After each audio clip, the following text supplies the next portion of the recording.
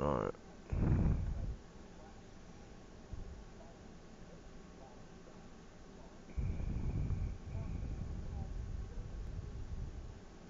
Open up Streamlabs 2, connect.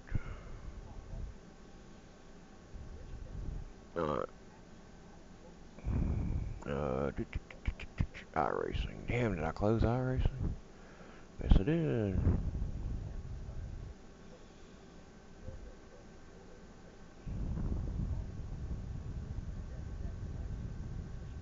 Seven-tenths off.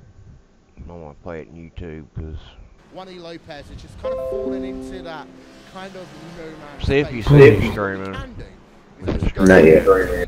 Not yet, I don't. A little bit. We talked about NX Racing Blue. We haven't talked about Radicals Online Steel Series. So we are going to start there, Jake. Yeah, we are. The Radicals Online Steel Series machine up 13 positions right now. Alexander Manea behind the wheel and doing a good job behind the wheel because they have been running long every single time. They've only run 4 or 5 laps here on this stint right now, and they've literally just lost the position to NX Racing Blue in the last couple of laps. Oh, they got 2 hours and 31 minutes left. Good. Venig will be looking to try and close in behind in the 71, and you feel for Alexander Manea and the Radicals Online Steel Series, it has been a quiet day. They haven't really shown too much, but now getting Radical Online Steel Series, they've been doing pretty well. One by one, using strategy Pure to Racing advantage. Team Blue's They been are doing using good. that overcut and using it really, really well. Is it Yeah, I don't see it streaming. So that is P number 10, and P number 11 is PRT. Oh Blue. shit, hang on. Talked about It's, this it's on already. YouTube, Makes man. it I'm winning sorry. behind the wheel. Oh. Hang on a minute. Forza Racing Hang on. Silver, we Yeah, I got talked my about Twitch already hooked as up well. to YouTube. Now it's a curious Let me tale find my of YouTube. NX Racing Red here, Paul. Yeah, Yoni Tamala at the wheel now. He started this race, of course, handed it over partway through the race after doing what, two stints in that car, and he's now back behind the wheel. Interesting one, on track right now. Yeah, absolutely. Just look at that lap time of 2:18.065, so he is quick. And that car has set one of the quickest lap times of the race as well, 2:17.496. I believe that's only been beaten by Pure Racing Team Red and Corsim Racing Orange as well in terms of lap time. So, yeah, they've got the pace in that car. They've got the ability there. It's just now, because the gaps have spread out in front of them between the competitors, they've got enough of 4.2 seconds ahead towards Maxim Pauli in that Corsim Racing silver car. And really, it's damage limitation for them after not being able to set that lap time. Right. And Here it is. well, Let me give it the to you. team Like. that is currently in And second place. follow in the championship, me. sorry. They're now going to be really, they're really going to be hit hard with that one going into the final round. Yeah, and they are going to lose second place in the championship actually as well. So that's one thing that's worth thinking about. Bring it back up, There's and I an think indication of the you'll be lap able times, to by the see way. it. Over Corsim Racing Silver. Oh, let's see. Am I right It's, thinking Corsim it's loading. Racing Silver a third in the championship? And everybody be commercial No, they're too, not. man. I don't know how That's what I YouTube think. does it. So I'm thinking about going to this in YouTube and itself start is gonna streaming, be man. a That's what I've been battle doing. in terms of, you know, championship points and actually potentially the podium in the championship. So there's one to think about there. Going down a little bit further, we go from one, we talked about NX Racing Yellow already. Triton Racing, the old Polish team, Randy, take it away. They're having a pretty good race, just sort of quietly logging laps. Haven't really been able to talk too much about them, but anytime you get in the top, I haven't raced at Spa in a long time. And they, on the track. They've been in a couple of battles. Is it loaded up yet? But they're doing Yeah, it's working. 6-hour race. So you see the Keep race. your head, Yep. keep Okay. focused, and make sure that no matter what, you don't end up in a situation where you get. What is close my to the title? end I of it, forget to or you change get the damn yourself thing. Damage on your race car. Okay. And from where they were last season, trying to What is it? make their debut in What do you mean? and do it very The title. well. The, like what they it says, have road been a team that has racing. improved, Rock. improved quite a lot. They've brought in some really Rock. nice drivers. David Yeah. Novakovsky's one of Okay, them, I thought I Campbell need to change Franjak's that, hang another. on. And I think what Triton Racing have done is they've shown that Polish racing certainly does have a very strong contingency in it, and pretty much everywhere in Central Europe has some very strong drivers. You talk about Alexander Manea, you talk about drivers like Stelian Chepelevsky, who we haven't really talked to. Damn, are those all your favorites? He's not in this series for What? one reason or another. But, Are you looking at your talk favorites about list right now? drivers who Yeah. really can show Damn, you got a lot of favorites. I know. Did I see Pornhub in there? If they Not can just hardly. find themselves an How do you spell extra SPA? Is it chance of a SPA? second, Yeah. they can Yeah, easily I think it's top just 50 SPA. challenges every single time they race. Yeah, and they are doing a good job here today. As Next Level Racing TTLR God damn Orange it. are in 16th place. Well, we saw quite a lot of good there for Dylan Sharman in that last stint. And, well, here we see Madison down right now, back behind the wheel of that car. And we know Madison down. So, if basically, if you watch any iRacing... Let me know when it goes back Australian to the Motorsport racing Series, again. in the last 7 it years... should be probably updated. You can Madison say down. V8 Supercars. Yeah, fix it. Online V8 Supercars, online Race Spot, Huh? anything. Oh no, I'm waiting for it to. Oh, yeah, absolutely, without a doubt, he is a name synonymous with the Australian. These guys are community just so and, smooth. having that I'm ability watching the there, rear and he's camera showing it with views the of a Next Level car. Racing. TTLR They Orange practice a car. lot. He's in a battle And at the they're good at moment. road Team racing. Redline Black with Ollie Packler at the wheel, and also Jim Racing Black are right behind them as well. So nice little three-car battle here going on between a Mercedes, a Ford, and a McLaren. So a good mix of cars here. it as back well, to so you the can see road the racing differences now? Yeah, it's between back the to it three, now. vehicles there, and heading towards Blanchard. But yeah, it's been a solid race from Madison, and of course his teammate Dylan Sharman as well. He's done a solid job, solid stint for him in that last stint. But Madison Yeah, now that's how smooth he'll they be doing are. another couple of stints here. Keep practicing and you'll be just as good. Oh yeah, if I kept practicing, but they know just like every track like the back of their hand, every road track. I think you have to with road. Yeah, you would. Scoring. Ollie Packler took over from Gregor. I don't. Straight away, and then you go up the hill. I know Spa a little bit. Now they have been in the war with Jim Racing Black a little bit earlier on today, but Jake, apart from that, it's been, you know, a kind of solid day for Team Redline. We've still got to work out. And then back down the hill once you get down the straightaway. For this event.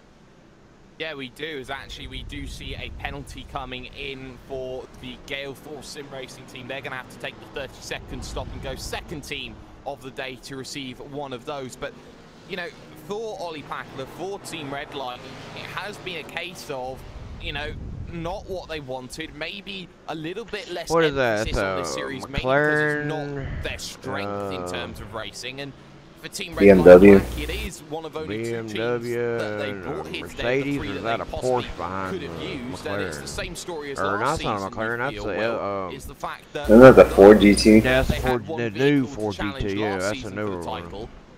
They just haven't been there. They just I think that's when they Porsche don't have behind them. anything in the championship, it seems can't that Team tell. Redline just throws everything off the cliff and goes, right, next year, new plan. Indeed so. Indeed. And of course, the ongoing conversation over Team Yeah, that's the Redline, new Championship Series, Ford etc. GT. I do want whatever to it's kind called. of just move away to one side for a second. I want to congratulate here. They've got Jake transmission for being temperature one of the gauges finalists now, for or World's not Fastest gauges, but Gamer. Of course, that is a readouts. huge achievement for Team Redline. So if your temperature Oh, gets absolutely too high, it is. you'll start And losing to gears see and all Bonner that. House recognized Mercedes, as Ford, one of the and I 6 think that's best sim racers Mercedes, in the world to get Porsche. automatic space. I don't think that's a Porsche behind him. Well, no, House not has with the done exhaust like over it his just career, did. and It's a what he's McLaren. done this season, Oh, getting okay. adjusted to the McLaren MP430, Yeah, McLaren, he getting just said himself involved in a championship battle as he's second in the championship right now, and to do Mercedes, so without Ford, and putting a foot McLaren. wrong as such, And without having Mercedes is to leading the pack. they crash out of an event or finish outside the top 10 at all, and finishing very consistently top 5s, 4s, third places as well. He's This got must two be of those first, this season. second, We'll correct third. Johnny Simone on that one after his last. This gotta be, I don't know. I have to keep my volume turned down on it because then I hear myself about 30 seconds after I It's talk. fantastic Yeah, to I see him know. there, and you just have to wish him the best of luck to get that 1-year contract. Yep. Let's continue. We're going through the field here on RaceSpot TV in the 6 hours of Spa presented. Oh, they're in doing part 6 by hours Antoine of Design, Spa, as so they're well down to 2 as hours ATVO, left. the official graphics engine of So RaceSpot they're actually TV, doing 6 and hours. Isran Balal's That's a long race. for Yeah, Gourmets. yes. Jim Racing Black. Well, again, there was Do they have 4 teammates cars or no? involved in an incident Yeah, there, as far Paul, as I know, and they the other do. one was Jim Racing Black.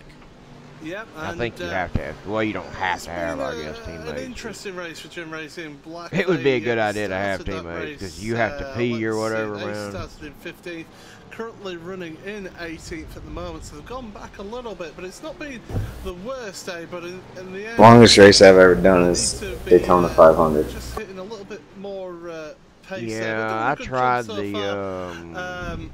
They've been disappointed though. 24-hour Le Mans, man. I got like 2 hours, dude, and that's all I heading in could do. towards the final round of the championship. Well, you didn't expect to do 24 by yourself, did you? No. I was just trying to see how long I could go. Pace there, but unfortunately not able to get that. We have had news of a penalty, by the way, and it is for. Although I know there was people that did the whole 24 by themselves. There's at least one person that did it. I'm sure there are.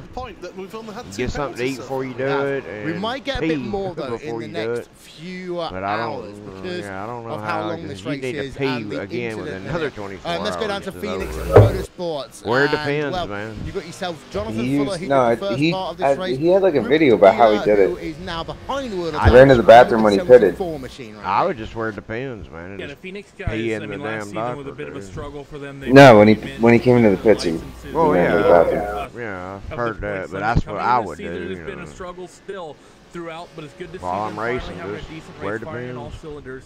Phoenix, a team that we've seen be so strong. And You know, your viewers can hear you say shit like that.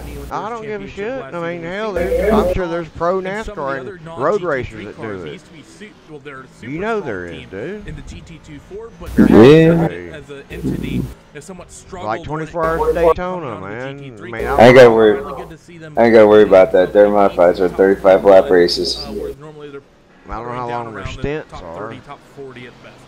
Yeah, and I'm then sure running if out your you top gotta 20 pee, yeah. is Pure Racing If I was a Team professional Yellow, road Mark racer, yeah, I'd Elkman be wearing behind the them. wheel of Damn that right. car Give to a check shit. in with another one of the Pure Racing Team cars. Well, Jake, they have fallen back a little I bit don't know how because many they viewers were I got right now. I at can't one see it. stage Says actually three. right behind Yeah. the Pure Racing Team What's blue up, car, viewers? if I remember correctly. Sorry you had to hear that, but I'm just Yeah, telling they the were, truth. and for Mark Elkman, Daniel Schueck as Well, well. I'm gonna it's fix been me. a I'm gonna wear case my of headset, they've been but I'm having gonna fix to me some corn defend dogs. I got a free everything tub and during this race, and the fact that they have been falling back has shown that Sounds the nutritious. points they had for the It positions is they made in the early nutritious. goings, they have been struggling. 2.5 hours, I still ain't made one level. Pace, and, well, that is going to What? be something just to keep 2.5 hours in, I still not a level 36. on their one lap pace means they're going to have to play defenders to the pink power Oh, racers oh, yeah, behind them yeah, in your the 93 security and, of level course, behind the wheel of that. Yeah. I'll figure within the next 3 hours I'll have it. Here this afternoon to quickly talk about the drivers in P number 21 through 25. You've got yourself the pink. Oh, I gotta see what I got preheat oven right now, and they are Conventional oven, preheat 350, have had frozen three drivers in heat their car today. for Samuel Liebert, 18 minutes. I Simon usually Cody, do it for like being 25 the third one minutes. of them. Ricardo Ferreira is the only driver so far for the Radicals on Oh the my Pirates God. machine. Heisenfeld Core Motorsports, Niels Koch, Alexander Voss. Not often you talk about those two drivers being all Man, down this to freezer is 20, packed.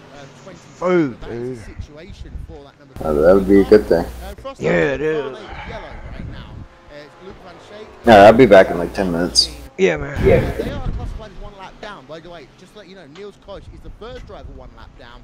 And then you've got yourself Luke Van Schaik, who is the second driver one lap down, right behind the Frostmaster Movano yellow car. Is the Frostmaster Movano red car. Mario Bertolotti and Fabio Gonzalez have been the two drivers in that car so far today. Also scored one lap down are Radicals Online JRT, GT Ross SST, iRacing Brazil team, Vortex in Racing Blue, and then you've got yourself JCL Apex Racing UK 2 laps down, as well as Gale for Sim Racing. The other three drivers are Pure Racing Team Black, MXP Phoenix Racing, and Evolution Racing Team number 27, who are all classified as multiple laps down. Well, we have been going non-stop now for the last 2 hours here on RaceSpot TV, so we are going to step aside for a few moments to take ourselves a breather. But when we come back, we are going to get a bit more of an insight as to what it takes to win a 6-hour race here at Spa at the very highest level. You are watching iRacing Live, Mundo GT, RaceBot TV. This is the 5th round of the Blancpain GT Series, and this is iRacing Live.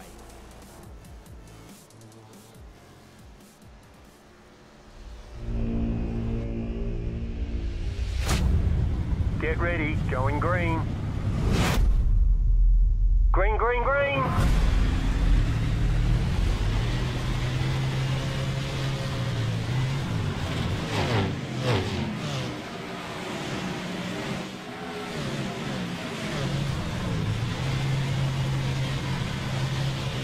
Yeah, guys, I don't know how many viewers I got right now, but if you haven't watched, or I mean not watched, but if you haven't raced in iRacing and you're into racing, and you never joined iRacing, and like I said, if you're into it, you need to join it because it's the best simulator, as you can see, on the market. I've got over probably $2,000 in my setup alone in iRacing. So, and there's people that put $10,000 to $15,000 in their setup. So, yeah, enjoy the race. I am Mark, and we're racing at the Spa. We are not, but you are watching 6 hours at the Spa. I think there's like 2 hours, or a little over 2 hours left. So, enjoy.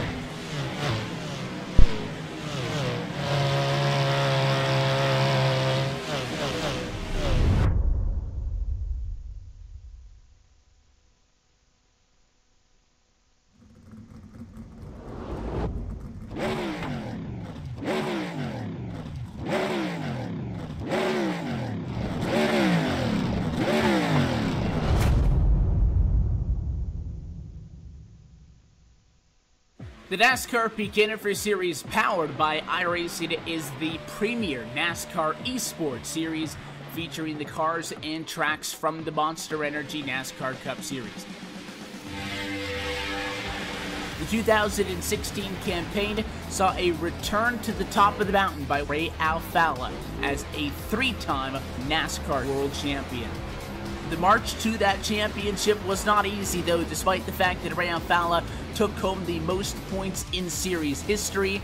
It just also happened to be the tightest championship fight we had ever seen. These guys are set for the 2017 campaign, and as it has been for the 7 years prior, it is no longer going to be a straight shot to the championship. We are going to see the biggest change in this championship picture in series history, as for the first time ever, there will be a chase for the championship.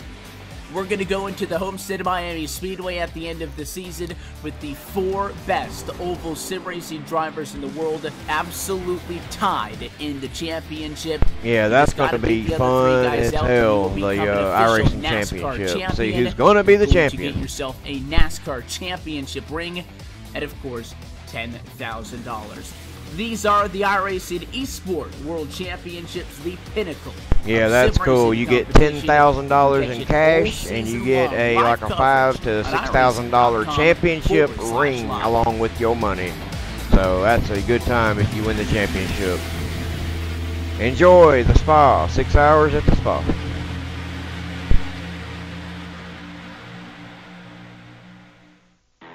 Introducing a whole new form of racing to the best online racing simulation in the world. This is Dirt Racing on iRacing.com. Race online at some of America's most legendary dirt tracks, including Eldora and Williams Grove. iRacing is the premier online racing game featuring NASCAR, IndyCar, sports cars, and now World of Outlaws, the leading sanctioning body for dirt racing. iRacing is easy to use and features a centralized ranking system to make sure you have the best experience at any skill level. With a massive inventory of high-precision laser scan tracks and cars with an unmatched dedication to quality and detail, iRacing gives you the most authentic online racing experience available. Thanks to iRacing's dynamic track system, developed specifically for dirt racing, tracks change over the course of a race, just like your favorite dirt track on a Friday or Saturday night. From a slick racing groove all the way up to the cushion, iRacing's dirt tracks deliver non-stop racing action. Partnered with the World of Outlaws, iRacing is your source for the most authentic dirt racing experience available, featuring 4 brand new tracks and 11 new cars, including street stocks, Legends cars, late models, NASCAR trucks, winged and non-winged sprint cars, with much more on the way. Join the Dirt Revolution on iRacing.com and start slinging mud today.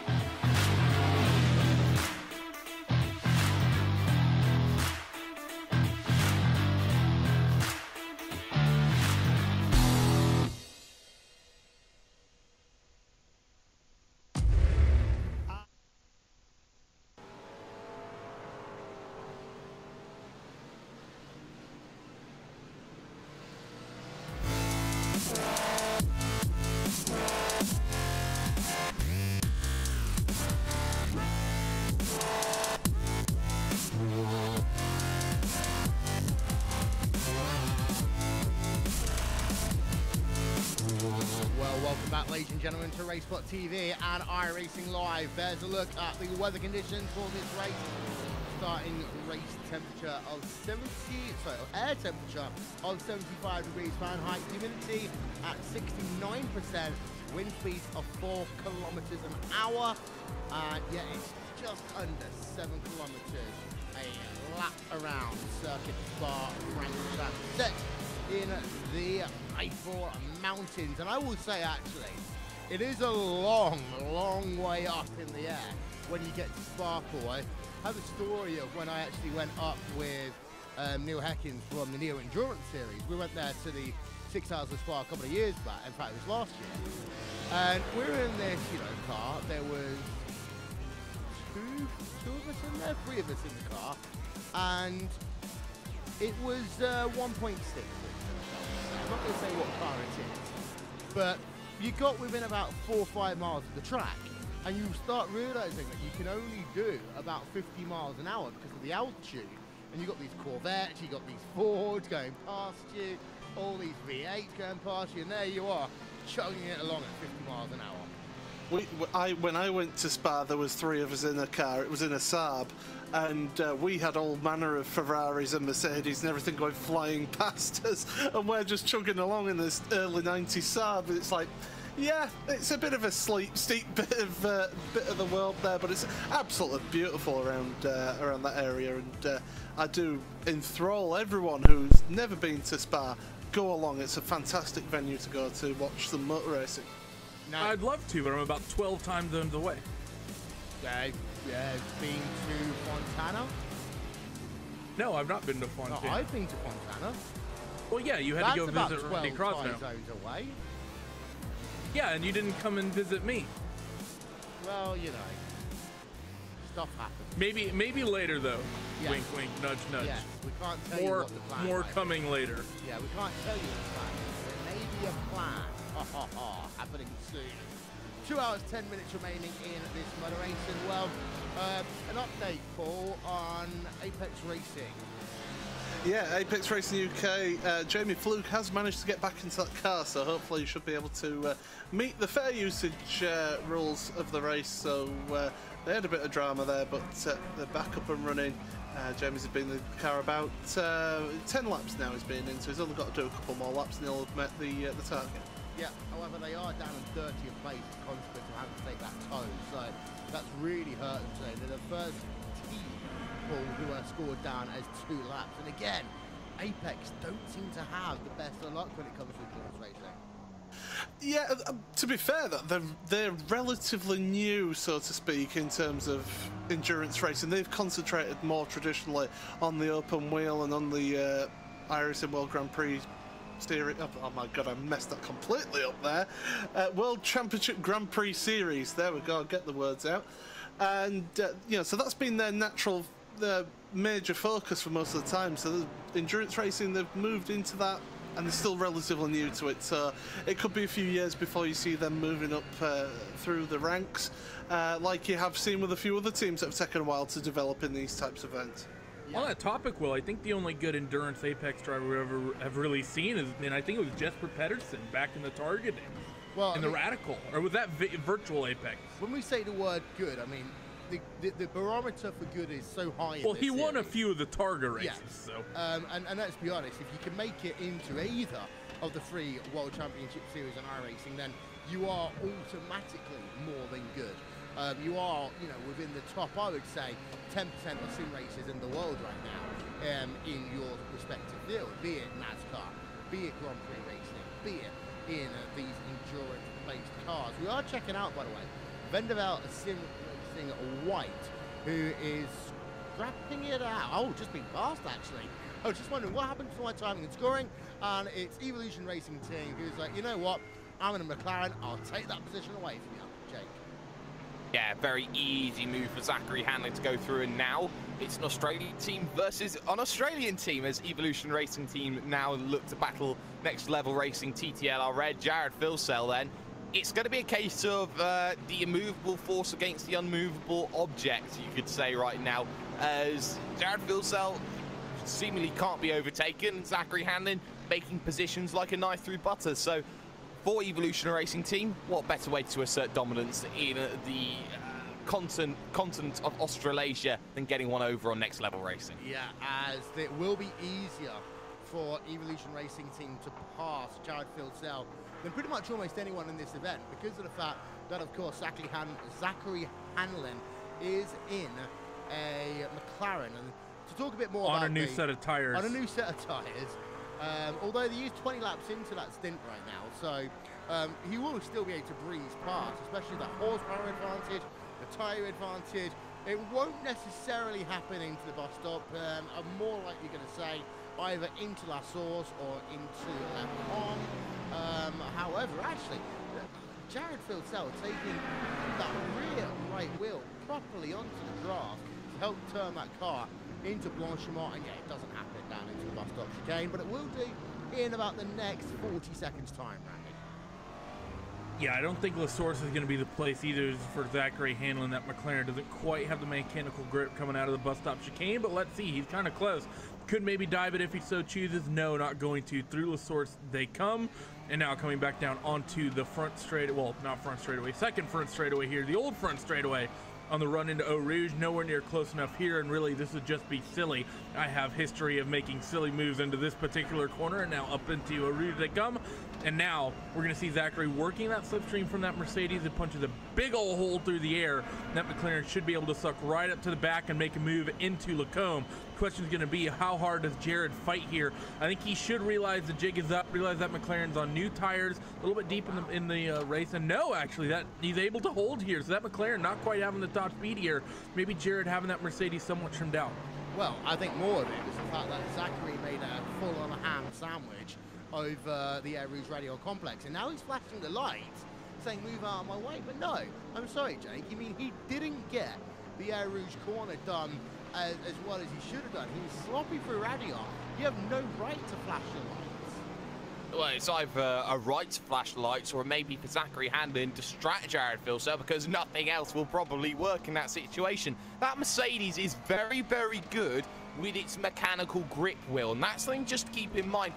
We saw it in the early stages with Mitchell de Jong versus Frederick Rasmussen. We saw that how every time Rasmussen was in 0.2 of a second, it would be Mitchell de Jong getting the storming run out of Radion, and then that run up towards Lake Coombe couldn't get the move done. So for Jared Filsell, he knows that he's got a better vehicle at the start of the Kemmel Straight. At the end of the Kemmel Straight, though, that's where Zachary Hanlon has the ability to get a little bit frustrated. And actually look at how Zachary Hanlon's lost out over this last little stretch, shall we say. He's dropped back at least 0.4 of a second. Yeah, indeed so, and that's not necessarily what he would actually. I take that back in some ways, because you don't necessarily want to be running someone's gearbox through Blanchimont. You might actually just want to use the next couple of corners to build up that momentum. As into the final corners they come once again, the bus stop chicane. They'll exit that bus stop chicane, and well, there we are. We now go down to start another lap. For those of you keeping count, by the way, this is going to be these drivers, and I'm having to check this one out, 100th lap here they've just completed in most cases. So happy triple-digit lap time here, Andy.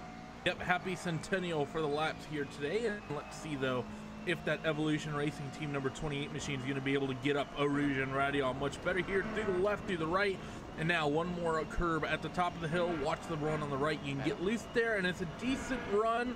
But again, I don't think he's going to be close enough. I think Jared Filsell might be able to just hold on here as they're closing in to the end of this fourth stint here. But no, on the right-hand side, the McLaren is going to look deep on the brakes. Goes that Evolution Racing Team car. Move him up into position number 6. Yeah, it took him a lap longer than perhaps he thought it was going to be, but he did move himself up into 5th place. Although you see that, Jared Filsell almost looking like he was going to shove it down the inside into advance there, Jake. Yeah, and he's getting a little bit aggressive behind, because behind all of this, hello, says Justin Brunner as he joins the trainer 4, looking to get back actually at the Evolution Racing Team machine, because they are on the same strategy call, the two of them, and the difference in times now between them, just a case of under 2 seconds. So if Brunner can clear Juani Lopez, can clear Jared Filsell quickly, he can bring Inex Racing Blue back into this race by getting past the Evolution Racing Team 28. It's needed to, and the pit stop window should be well and truly open in the next 2 laps or so. Expect to see that that Pure Racing Team red car there, shall we say, coming in the next couple of laps. Yeah, and for those of you wondering, but wait a minute, that looks like a blue car. Never fear, you can see you've got the wing mirrors and you've got the tips of the spoiler. I know that I'd get into trouble if I called that a wing tip, so it is a spoiler tip there on that Pure Racing Team red car. And wait, what's wrong with wingtip? Oh, well, first of all, it's an end plate, I think would be the correct term. So, but wingtip also counts.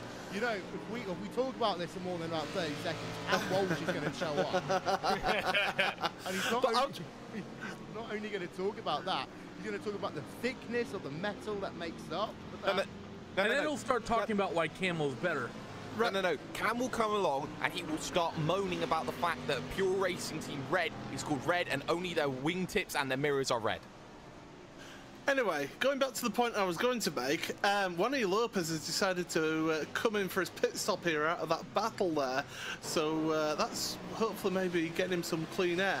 And I just want to bring attention to the fact that Maximilian Benecke has been pulling away at a fair rate of knots from the Corsim Racing Orange. Isaac Price struggling to keep pace with him. Similar amount of laps done. In fact, Pure Racing Team have done more laps on their tyres, and they're both double stinted those tyres. David Williams now only a 1.5 seconds behind Corsim Racing Orange here.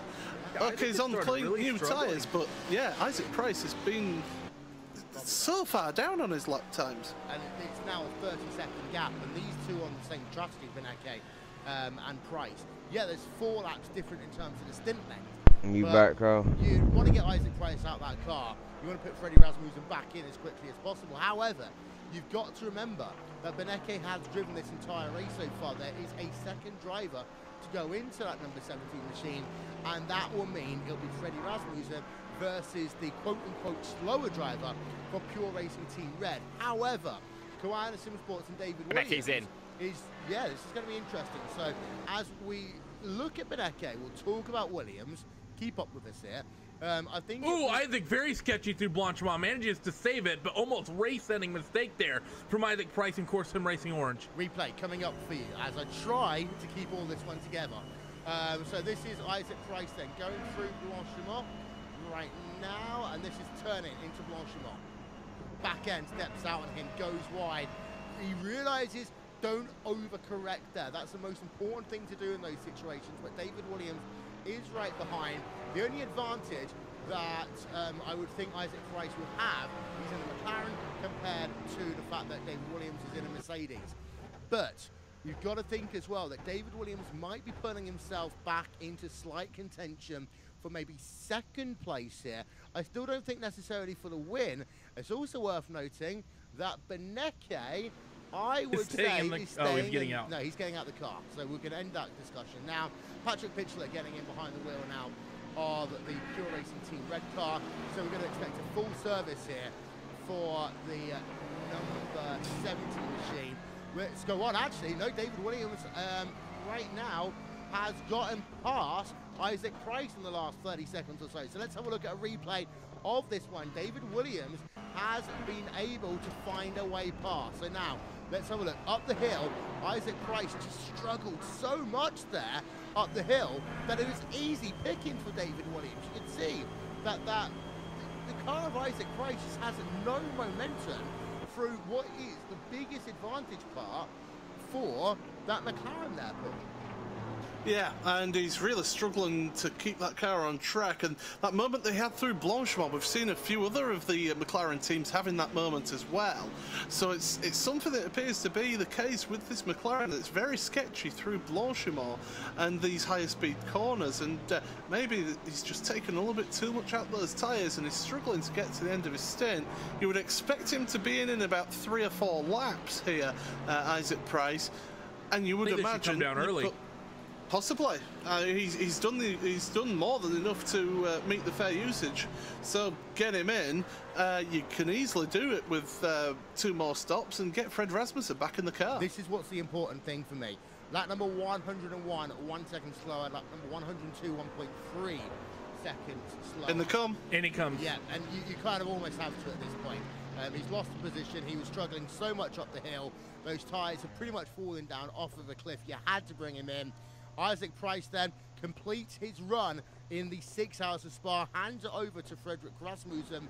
The question is going to be, however, is there enough for Freddie to get back into this motor race? Patrick Pitchler, by the way, there is confirmation of his pit stop time, and it was 1 minute 9.3, Jake. 1 minute 9.3, that's a full stop. It's driver change, it's tyres, it's fuel.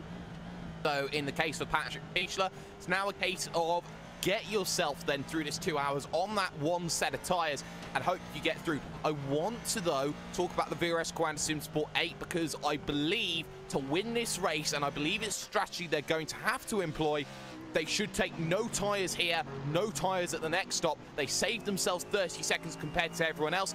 Being the fact that they are 30 seconds back right now, it puts themselves in direct contention here for themselves to get an opportunity at winning this event. That is going to be a bold, bold move though, Randy. We talk about double stinting. You're losing about a second a lap, and we saw that with Mitchell de Jong. He was so consistent, not putting a foot wrong, but he was losing 8-9 tenths of a second a lap.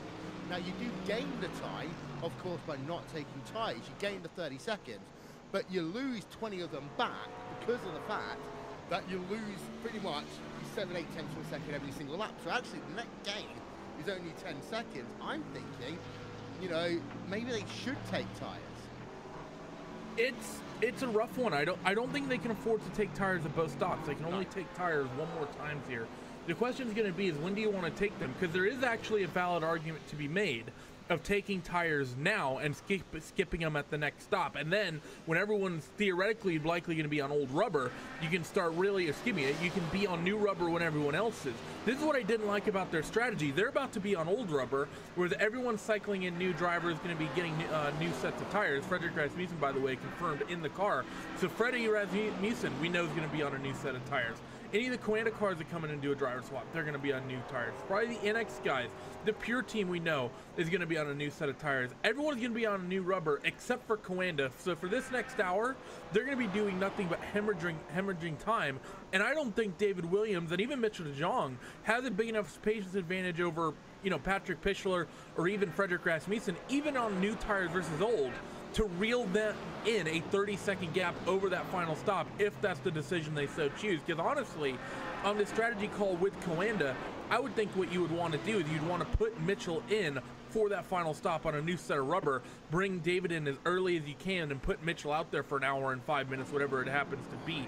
It's I don't know, Coanda's, it's a big uphill battle.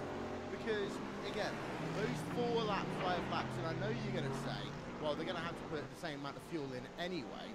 I would argue that you could short stint him, put in a little bit less fuel, and you know, try and go gung-ho with the tyres. That is an opportunity. But I think that it will come down to me. Actually, I'd probably take David Williams out of the car now.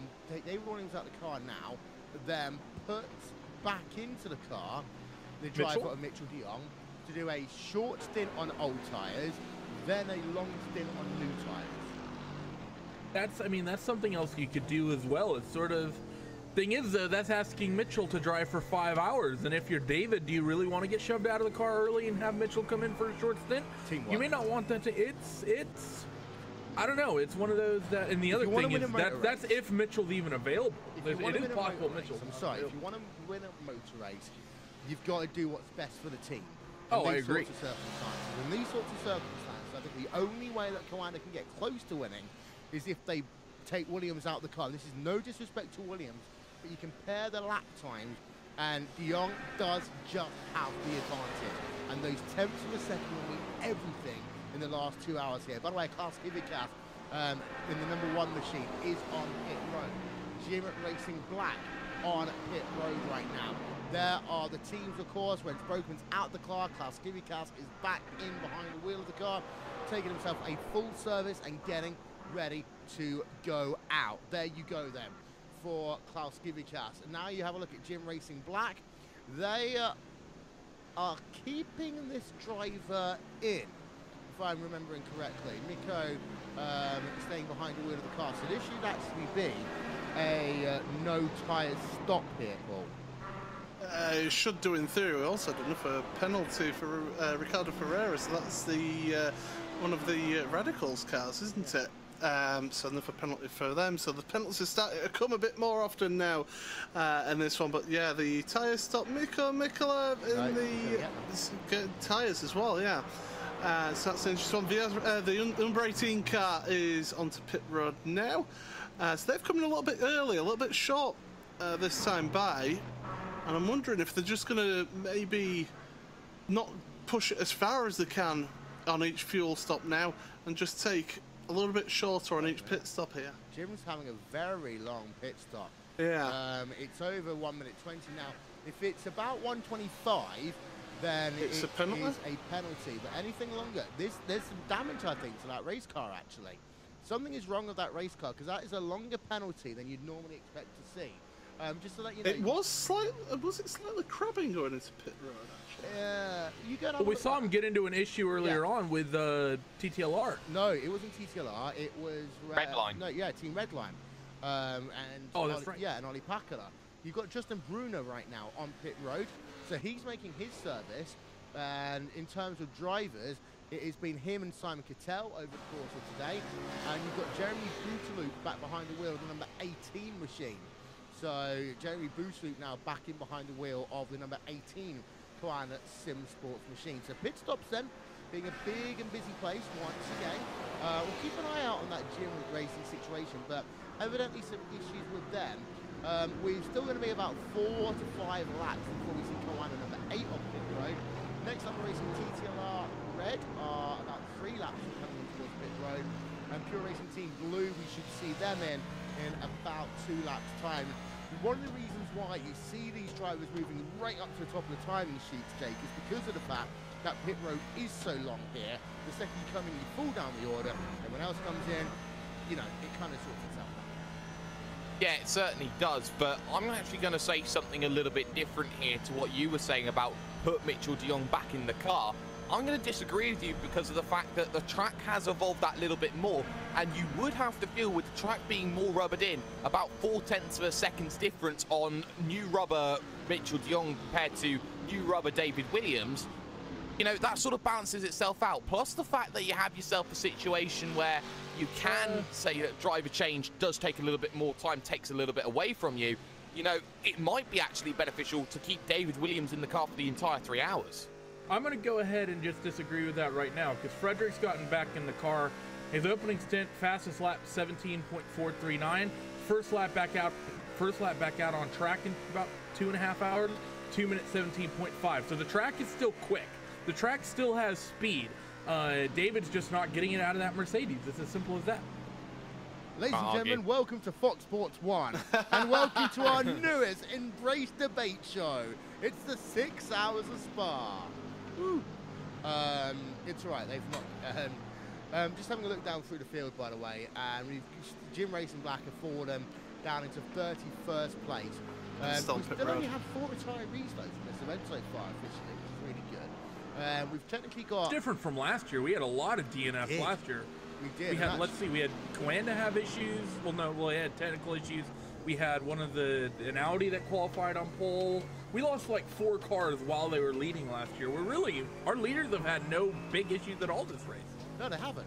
I mean, the biggest issue that we really had was NX Racing Red deciding not to qualify on time, Randy. I mean, and they have struggled as a consequence of this. And I think that maybe Redline were hoping on attrition to help them through the field, and that's not come either. So there's a lot of people here who their team managers are looking very worried because there are still 34 of 38 drivers circulating the racetrack. But at the same time, this is, I think, a testament to race control and to everything that's been going on. As by the way, NX Racing Red just dives down the inside.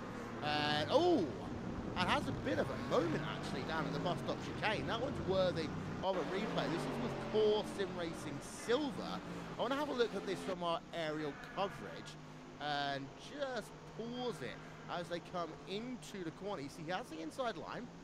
They come into the corner, and we were talking about how safe and clean this race has been. And actually, no, they brushed. They didn't really make contact there. So I will let Core Sim Racing Silver off. Both parties there actually moderately respectful. And to go back to my point then, Randy, you know, this is race control. The fact that they have been so strong on making sure that drivers stay within incident limits, making sure that they really make sure that drivers drive cleanly with respect, but keep that aggression in the right way. I think that's been a testament to this race having such a low attrition rate, as now NX Racing Red have moved themselves up and past Core Sim Racing Silver. Yeah, I mean, I really love the adaptation race control has brought to this series. Because last season, there was the incident limit, but for endurance races, the incident limit, in my opinion, just doesn't really work the way it's generally used. We saw a handful of cars last season DNF'd. Just with the way the incident limit traditionally works on iRacing. I love having the live stewards for the World Championship and giving out 30-second stop and holds, and as you get more and more incidents, having that stepped up to 60 seconds, for example, for the Gale Force Sim Racing number 83, who just got their second 25 ink black flag penalty, and now they have to come down for a 60-second stop and hold in the 83. Yeah, and Gale Force Sim Racing, Michael Johnson in the 30th place right now. I'm going to ask you if you want to call as a driver, or do you want to talk first? Well, I just want to make the point that I've been keeping an eye on the lap times of the 3 sort of key protagonists of the race here. Last lap, VRS Quenda SimSport 8 car was a 2:18.4. Then Patrick Pichler, of course, has had the tyres and fuel stop 2:18.7. Frederick Rasmussen, that last lap, 2:17.5, and he's been putting in 17s every lap since he's got back into that car. He is on a charge here. He started off about 32 seconds behind Patrick Pichler at the start of the stint, and he's just been ever so slightly just gaining that little bit of time here and there, and I reckon he's about 27 seconds behind now. Fantastic. We'll catch up on that story in a second. We're just seeing Pure Racing Team Blue coming out of pit road, 109 in their pit stop. Jonas Warmeyer back behind the wheel of that car as he just circulates himself up the hill. But I had a question for you. You are a driver, and let's think about these incident limits for the moment. And let's think about you getting into the car with an hour and a half or so to go. How it's different you have to approach this, and how angry in the back of your head do you get with your teammate when you realise you've only got, I don't know, 5 incident points left to play with? Well, I mean, I'm fortunate that when I drive now, I've calmed myself down over the years of driving on iRacing, and I'm now actually one of the drivers who will just drive for, not hitting instant points at all. And not picking them up, so it gives the drivers who may be that little bit faster, just gives them that little bit of leeway in the team to be able to work them within that limit. And so my mentality would be, right, okay, I've just got to race my normal race. If you're somebody who pushes the limits every single lap though, and your teammate is someone similar and has been racking up those instant points, you're having to rein yourself in. You're not going to be taking the lines that you want to be taking, and it's just going to have a massive effect on your lap time throughout your stint. And to be honest, that's going to be disastrous if you're, say, fighting for the lead or top 3 in this race. Now, we do want to give you the lap comparable data, but what we're going to do first is going to ride a lap on board with the driver who's flying. It's Freddie Rasmussen.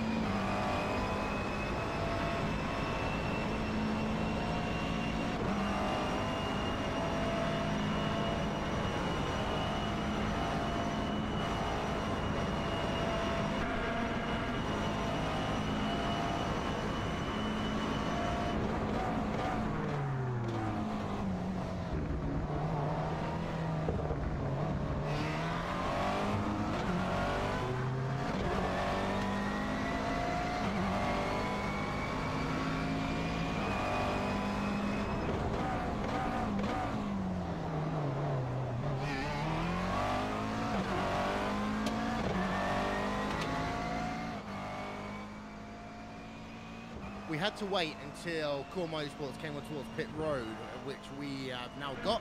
Neil's coach on pit road as we speak. Leaders on pit lane as well. Yes, we're going to talk about him in a second. That is David Williams in the number 8. But these are the last few laps between Pure Racing Team Red and Patrick Pitchler on new tyres, and Corson Racing Orange and Frederick Rasmussen on new tyres. I mean, just look at that, Jake. 1.1 seconds faster on lap 107, 1.1 seconds faster on lap 108, 0.7 of a second faster on lap 109. The reason for that is because he's going through traffic right now. Yes, and it's a big issue because he's had to try and negotiate around Hugo Barbosa, Radicals Online Pirates, Thrustmaster Movano Red, now the next vehicle to get past Mario Bertolotti. And in front of that, Miguel Martin of the Radicals Online JRT, so there's no respite for Frederick Rasmussen. He's got to get around these as quickly as they can, and with the 8 coming down in onto pit road, the question's going to be no time at the end, one set of tyres to the end, driver change you'd expect now or next time, and for now, David Williams staying in the car potentially for the moment. No, he's getting out. He's getting out. I was right. Mitchell de Jong's coming in, so de Jong's going to do then the final 2 stints of this, and now this is where it gets really interesting, because what you could do You back, Carl? keep the tyres on the car and do a short full You back? stint, get to the hour mark, then bring the car in, fuel it up to the end, and basically have happen right now. I think that might give de Jong the best opportunity, because this is such a short You back, Carl? compared to what some of the other guys around will be doing. Next Level Racing TTLR Red, Jared Fussell is finally getting out the car, and I was right. That's exactly what I thought was going to happen. So he's going to keep those boots on and then change it at the very end. This is going to be very interesting for that strategy. TTLR Red, by the way. Oh, Jake this is going to be close. Pure takes the lead. Yes, they do. It's not by much, but it's by enough.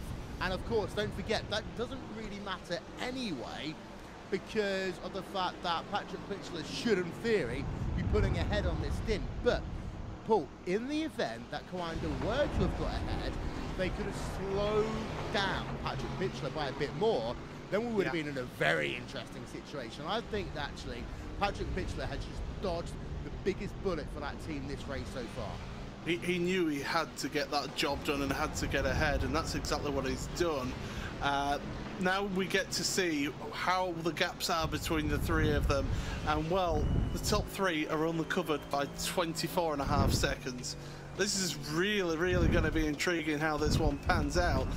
Patrick Pichler is not lapping as fast as his teammate Benecke had been doing.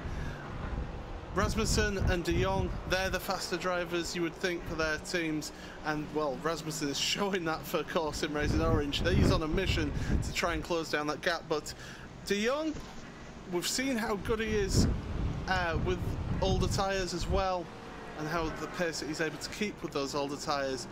Let's see what happens then in that final stint.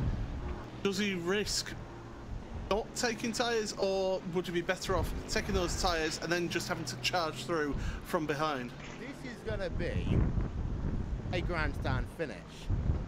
We are going to have these three drivers separated by less than 5 seconds. I'm calling it now, Jay.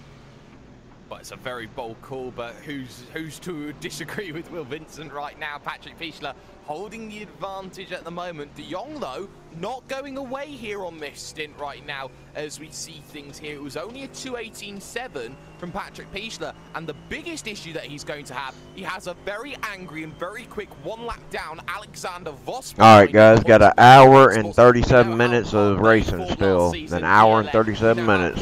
Enjoy. Comparatively right now, trying to be the best German team, and you know what? I think we're going to see here Alexander Vos on lap himself. Yeah, this is going to be fascinating, as you'll just see this just ahead as we ride on board of Coanda Simsports.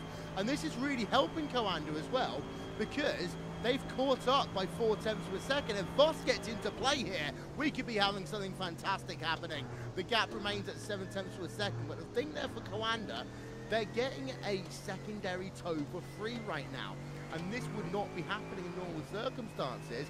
All of a sudden, Coanda Simsports are being helped out by Core Motorsports, and they didn't even ask for it. That is absolutely beautiful here, Andy. It is indeed, and I honestly think if I'm Patrick Pichler, I need to let that Core Motorsports car go at my earliest convenience. We know that Core and Coanda, even though they were rivals last year, we know there's somewhat good relationships between those two teams, and it is possible that Core might say, who would we, even though you wouldn't want to, they may not do it intentionally, it may not be planned.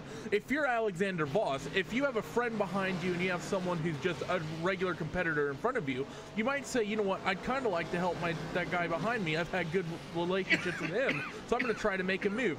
I don't think it's going to be team orders. I don't think it's going to be a strategic thing, but I think if I'm Patrick Pichler, I need to let that Core Motorsports car go at my earliest possible convenience, and the gap he has right now, I think he needs to start tapping the brakes on the run to Blanchimont and let Vos by going into the bus stop. It'd lose him a little bit of time, but he then would be able to get rid of the fact that maybe that core card sticks the nose somewhere silly. At the same time, blue flag rules are in effect, so Vos shortly should have to get out of the way for De Jong, who, by the way, just had a big off-track at Blanchimont. Yeah, this is going to be a very, very, very interesting situation. Oh, that was almost race ending for Coanda and Mitchell at Blanchimont. Yeah. We've also got, by the way, Coanda Simsports #1 versus Vendel Sim Racing White. This is for 4th place going on track, and there you can see down the inside Core. Oh my! Well, this is the situation. You have the right to attempt to unlap yourself, but you don't have the right to almost take out the race leader here. This is drama here in the 6 hours. You look at the run that he's trying to get up the hill as well, is Alexander Vos. But the situation will be that now they are going to be under pressure because of the fact that they didn't get the best run ever up the hill, but they're still going to make the Coanda driver, they allow the Coanda driver to go past. So they're going to have to allow that battle to resume, but the damage has really been done there in terms of the fact that Coanda have just been gifted the opportunity to get right back into this motor race.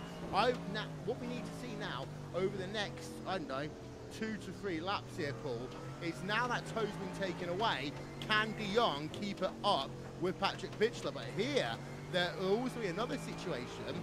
What's the gap going to be like to Freddie Rasmussen? Because overall, between P1 and P3, it is now down to 22.9 seconds. I wouldn't be surprised if somebody from Race Control had a little word in the ear of that Huysevelt Core Motorsports car and just went, okay, you've had your fun, but you've got the second place car behind you. You need to make it easier for them to get past. You've heard race control. They don't do nice little words. I think it was a well, stern no, they don't. But you know what I'm meaning, though. It's one of those situations where they would have been right. Okay, you've had your fun. Move. And I think that's exactly what they did. And, well, look at De Jong now. He was just struggling a little bit through Stavolo and through Paul Freyer there, and that's where Patrick Pichler was just able to pull away. But that last lap for Pichler, you saw how much being involved with that Core Motorsports car hurt him. It was a 19.2, whereas De Jong was an 18.6 and Rasmussen a 17.6. So, you know, this is almost qualifying pace from Rasmussen here. He's absolutely on it. See what the lap times are like this time by Pure Racing Team Red. They do an 18.8, so too do VRS Quanta SimSport. So that's those two, but Rasmussen is obviously going quicker. That gap is just coming down now. It's down into the 21 seconds is that gap, so he's just got the bit between his teeth. He's hearing about all this drama going on ahead from his teammates, so they'll be egging him on, just pushing him on there. And that lap time for Rasmussen, 17.605, so he is... Here we go for the race lead. We've got it going on here because De Jong just got a fantastic run.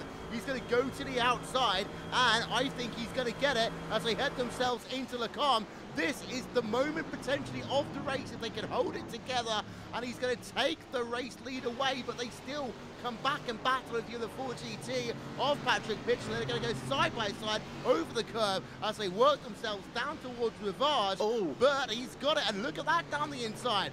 That is the core car, and he's like, you know what? It's my turn to have a bit of fun as well. He's entitled to do that. One would argue this is the situation when you are faster and these situations are different. You may argue, well, I've just demonstrated I can make the overtake. Now what do you do if you're race control? Well, that's what it. You do. It's a difficult scenario for them. End of the day, they do have a blue flag rule, and the thing is, they're now looking at the leader. They wanted to get past them as well, so it's all on here in this race. And I know, Randy, you'll want to come in here. It's a difficult situation for that lap traffic. Do you make the move or do you stay behind? Because if you're faster, you want to get ahead. I think if you're race control, how you treat this situation 100% depends on how Core Motorsports acts in relation to Coanda SimSport. Because when Core was that second car in line and when Pure was leading, Core was very aggressive trying to get the move done. Then Pure got past, get put back to second, and then Core was behind them again. Core was again very, very aggressive getting around that Pure machine. I think if Heinz-Phillip Core Motorsport doesn't show that same aggression trying to get around that Coanda car, I have to say there has to be a sportsmanship rule at play, and I think a penalty should be warranted. Well, Jake, in my opinion, we're going to find out in the next, I'd say, 30 seconds, because they're going to head themselves up the hill. And as soon as they do that, we're going to see what I'm going to call slipstream sitting. And in the event that Voss gets past, then I think Voss will try and pull away. If he can pull away over the next 2 laps, I think you've got to, as race control, just allow him to do so. But he's nowhere near close enough to come up the hill. No, he isn't, but this is the thing here that people need to understand. Patrick Pichler will start falling away here in this scenario because it's effectively Ford versus Mercedes, and in front of that Mercedes versus Mercedes, there's not much you can really argue either way for Pichler to actually get back at the driver of Alexander Voss. Although he is in 1 second, you know, and there is blue flag rules in play, you still have to argue Alexander Voss can go as quick as Patrick Pichler and can go quicker than Patrick Pichler if he so wishes and so richly deserves to do. In the next few laps, I'm not surprised if Pichler drops a second here because he is going to fall outside the range if things stay like this. I would love to be a fly on the wall in the race control office right now, because that would be fascinating to hear. But I'd also like to be a fly on the wall in all of the teams going on, because the gap is now down between the 3 teams to, get this, 20.2 seconds. And both Coanda and Pure Racing Team need to realize that Freddie Rasmussen is coming quickly. And there is a look there. The last couple of laps, 1.5 seconds on lap 112, 1.2 seconds on lap number 113, 2.7 seconds on lap number 114. This is what happens when you start fighting with other drivers. You end up in a situation when you take your eyes off the ball, and Core Sim Racing Orange basically want to pounce right now. It's unbelievable, and you know, Will, you like your WWE, so I'll say this right now. Classy Freddie Russi is doing absolutely everything he needs to do, and then some. This is a grandstand heading to the final hour. I like that groan from Paul. Oh, really? We need to actually focus here, because we are going to be in the situation again where this time by, I think Alexander Voss might get a better run up the hill. He had a pretty good run actually out the bus stop chicane. It will all come down, I think, to what is going to happen, A, through this sequence of corners, and then B, what is going to happen once they head themselves up the hill. Fredrik Rasmussen goes purple, 217.370. The issue seems to be that Voss is good at about 85% of the racetrack. The bit where he needs to be fastest is where he's struggling. But we're in the situation, though, Paul, that Core Motorsport are helping out Core Sim Racing. Yeah, they certainly are. They're getting stuck in, and the thing is, De Jong is on those older tyres, so he's naturally going to be a little bit slower than Rasmussen on that fresh rubber. That gap is only 19 seconds now between the leader and third place. Do you take the tyres at the final pit stop, because you are going to end up behind Rasmussen, and we've seen how quick Rasmussen was on old tyres in the start of the race. So I would say it might be worth not taking tyres in your final pit stop if you're Mitchell de Jong, and just try and hold on to that lead. You'll be a brave man to do so, I would argue, because Freddie Rasmussen will still have the newer tyres. In terms of that, just to let you know, Vendor Sim Racing White, Juan E. Lopez currently in 4th place versus Klaus Kivikas for P number 5. Just having a look at the lap times, Juan E. Lopez has found a way past Klaus Kivikas. So that is a situation between these two drivers. We're sorry we haven't been showing you much of the action down your field. We have got Core Sim Racing Silver, Thomas Arend versus Radical Online Still Series as well. This is a battle where Core Sim Racing Silver, currently in 13th place, they should be able to work their way past Radicals Online Steel Series in the next 2 laps time. We'll have to keep an eye out on that one. We've got Evolution Racing Team, Riley Preston, out of the motor race as well. That's our 5th retiree of the day. And Jim Racing Black, just to let you know, they did finally get back out on track, but their pit stop, well, it was a long one. 12 minutes, 24 seconds, and that was because of the damage they sustained in the incident with Ollie Pakula a little bit earlier on in this event. There are your top 2 drivers with a Core Motorsports driver trying to unlock themselves in the middle. As we go on board with Pure Racing Team Red, you can see that gap has now started to increase. It's 1.3 seconds right now as he works himself up the hill towards the Lecom complex. And here's another issue now. Pure Racing Team Red have got another lap car between the two of them, because he wasn't able to be that close into that sequence of corners. And this is the car who had a lot of issues earlier on, does allow them to go past. That is thankfully a blessing for Patrick Klitschler, because I think then he almost was about ready to stop the car and get out, Randy. Yeah, I think you're right. It was definitely a good move there by Greg Tanson to just basically jump out of the way for Patrick Klitschler. But talking about this lead battle, Will, one thing we haven't talked about for several hours now, we talked about it in the opening couple stints, the fact that some teams and drivers have gone long. Mitchell de Jong and Coanda SimSport might just have an ace up their sleeve. They last came down pit road lap 111. Core Sim Racing Orange, they came down on lap 104. So Coanda has 7 extra laps of fuel in the tank that they will not have to take at their final stop, that we know Core will have to take, and we know that Pure has been doing short stops all race long, so they're going to probably have to do a longer one this time in order to equalize that out. Coanda might have a super short stop here at the end that might just be the difference, maybe not for the race win, but I think certainly they'll have an advantage over Pure.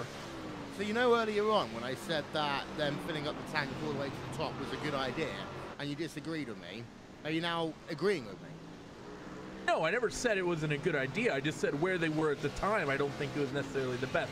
My main thing was how they were doing I still don't like how they extended their tires here. I think I would have liked them to be on cycle with everyone else. I think their strategy in that realm was not great, but everything else has been okay. Well, there's a look from the rear. Koana Simsport, and this is the issue. Oh, that's the issue. That's the reason why he can't get past.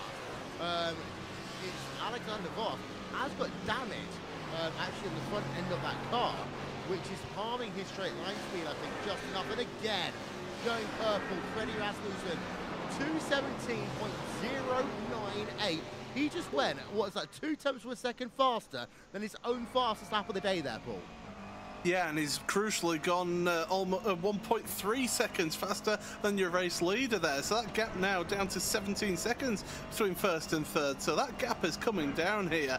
Rasmussen is absolutely just wringing the neck of that McLaren, and he's giving it absolutely everything. And do you know what? This is going to be an absolute slobber knocker at the end. He's running faster than a number of teams qualifying laps. Yeah. I mean, one could argue the track is rubbered in, and that, you know, might help people in certain circumstances, but the track is dusty as well. We're late on into a race, and Freddie's run a large proportion of it.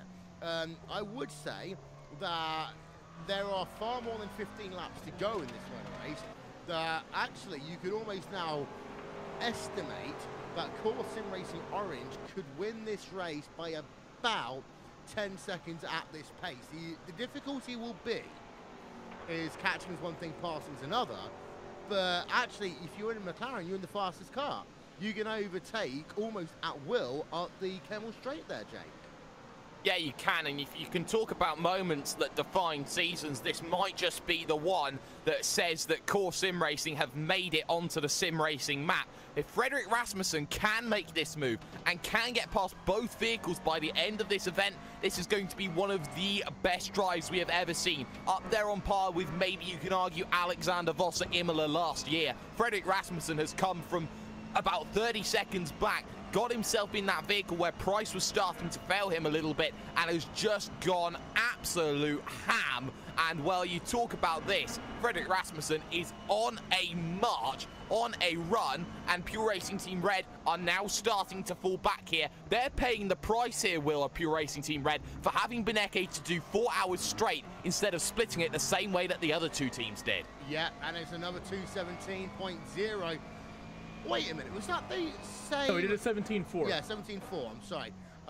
The timing and scoring takes a couple of seconds to update on that situation. Let's go down a little bit and check in on Andrew Carl in the Evolution Racing Team car, as he is currently in the 6th place, and he is in a battle with Jeremy Bootaloo, but they are pretty much running identical lap times as it stands right now. Also, just to give you an update, Core Sim Racing Silver, Randy, have got past Radicals Online Steel Series. So, I did say they were fast, so they have now moved themselves past Radicals Online Steel Series car. Yeah, they're past, and they've already started to open up a gap. And it's actually been, I think, a pretty downer race for Core Sim Racing Silver, all things considered.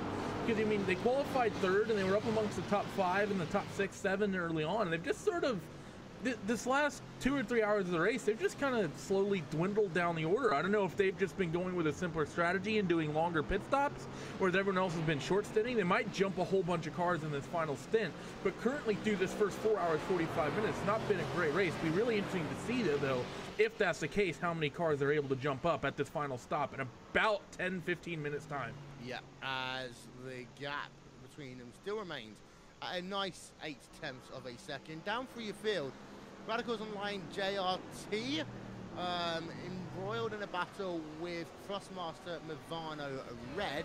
That one is about, they're about equal on pace, but actually if you have a look at the lap gaps, you know what, lap number 116 there, Jake. Thrustmaster Movano Red and Radicals Online JRT separated on lap time by 1/1000th of a second. Oh, beautiful. So they were side by side heading into Lastor's hairpin. That was nice to see. But Mario Bertolotti putting in some good lap times, 2:18.4 meters, 2:18.5. Miguel Martin starting to fall away a little bit then off the back of this little battle that's going on for P22. And, well, Radicals Online... Oh, there was contact with the Alexander Voss made contact with the back of Mitchell de Jong into the La Source hairpin. Nothing serious, and they're still able to carry on, but getting a little bit too close, and that's a little bit naughty from a lap traffic. Yeah, and actually, ironically, this is about as close as he's actually been coming up the hill. So we're going to get ourselves a replay. Just having a look. Yeah, he's not going to be close enough to make a pass. So what corner was that one, Paul? At La Source. At La Source. First corner. Let's get ourselves a replay then, quickly. Coming down in towards La Source right now. Yeah, that was enough of a touch. I'm sorry, that was enough of a touch. It just seems to be he breaks a little bit later. But also, I think that Mitchell de Jong, remembering he's on older tyres, just slower through the apex there. But that doesn't give you the right to run into another driver. Also, especially keeping up with that, something we haven't mentioned yet, there's a touch. The no-fault incident system that's at play here, you only have 25 incidents at Spa for a 6-hour race. That's not a lot. If you're co-ed to SimSport, that little touch might be enough to, to put you over the edge and get you a 30-second stop and hold. We saw an issue last race at Zolder with actually Phoenix, where they interjected themselves with a battle with some leaders and they were way down the order in the closing laps.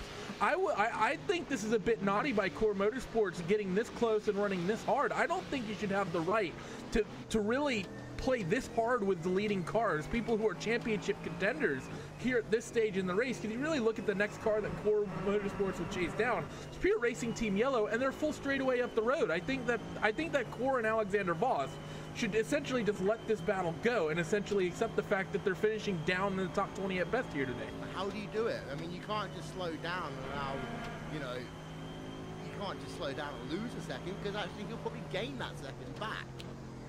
He might, but I don't know. I think at the end of the day, I think the leader's race is more important to being held firm and not be, let's say, tangled with, messed with, than someone who's running down the order outside of the top 20. I think if you're running outside of the top 20, even if you're just a little bit quicker than the leader, I don't think you have the right to try to unlap yourself from the leader when that leader's involved in their own battles. I think the leader, messing with the leader of any class, whether it's in your class or not, even if you're quicker, to a certain extent is something that needs to be somewhat sacred. Like, being the leader should be somewhat safe.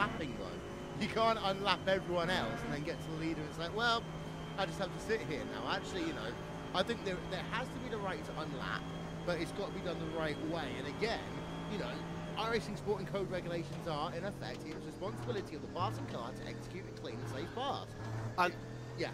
I would also like to point out that he's been sat behind that car for a number of laps now, so he's not clearly faster than him. He's slightly faster than him. If he was clearly faster, he would have made the move laps ago now. There was just a drift, by the way. Sorry, there was just a drift by Mitchell de Jong, and I am wondering whether or not that little love tap might well have just upset things the tiniest of amounts. And the reason why I say that, Patrick Pitchler's come back within 1.1 seconds, and if we have a look at the lap times actually between the two of them, then that last time by, Pitchler's 4 tenths of a second faster. Now, if Pitchler's faster again this lap, we know there's damage to de Jong's car. I think actually then, Jay, that is enough ground to start looking at the stewards and saying, well, actually, that could have been ground for a penalty. It could have been, and there's also grounds to say that Alexander Voss could have to let Patrick Pichler back through because he is within 1 second, which is arguably the move over range that is there. So as much as Core does not want to let Pure back through, they might just have to let Pure back through in this situation. They've got nothing to lose right now. The Hoytingville Core Motorsports, they are interjecting themselves as a team that came so close last season, was a point away from being called champions, having the most abysmal season known to mankind. And now you have to feel that they are now in a situation where they are affecting the outcome of this race. For love nor money, they do have to be careful. Keep an eye on Rasmussen though. The gap was down to 13.8 seconds compared to the leader. We'll see what that is when they next cross the line. I expect it to be down around 13 seconds and under. Answer to that one is going to be, look at that, 12.9. Yeah, indeed so. And it's worth, just 1 second. It's worth noting, by the way, that just having a look at race control, and it's got a little bit packed up in the office right now.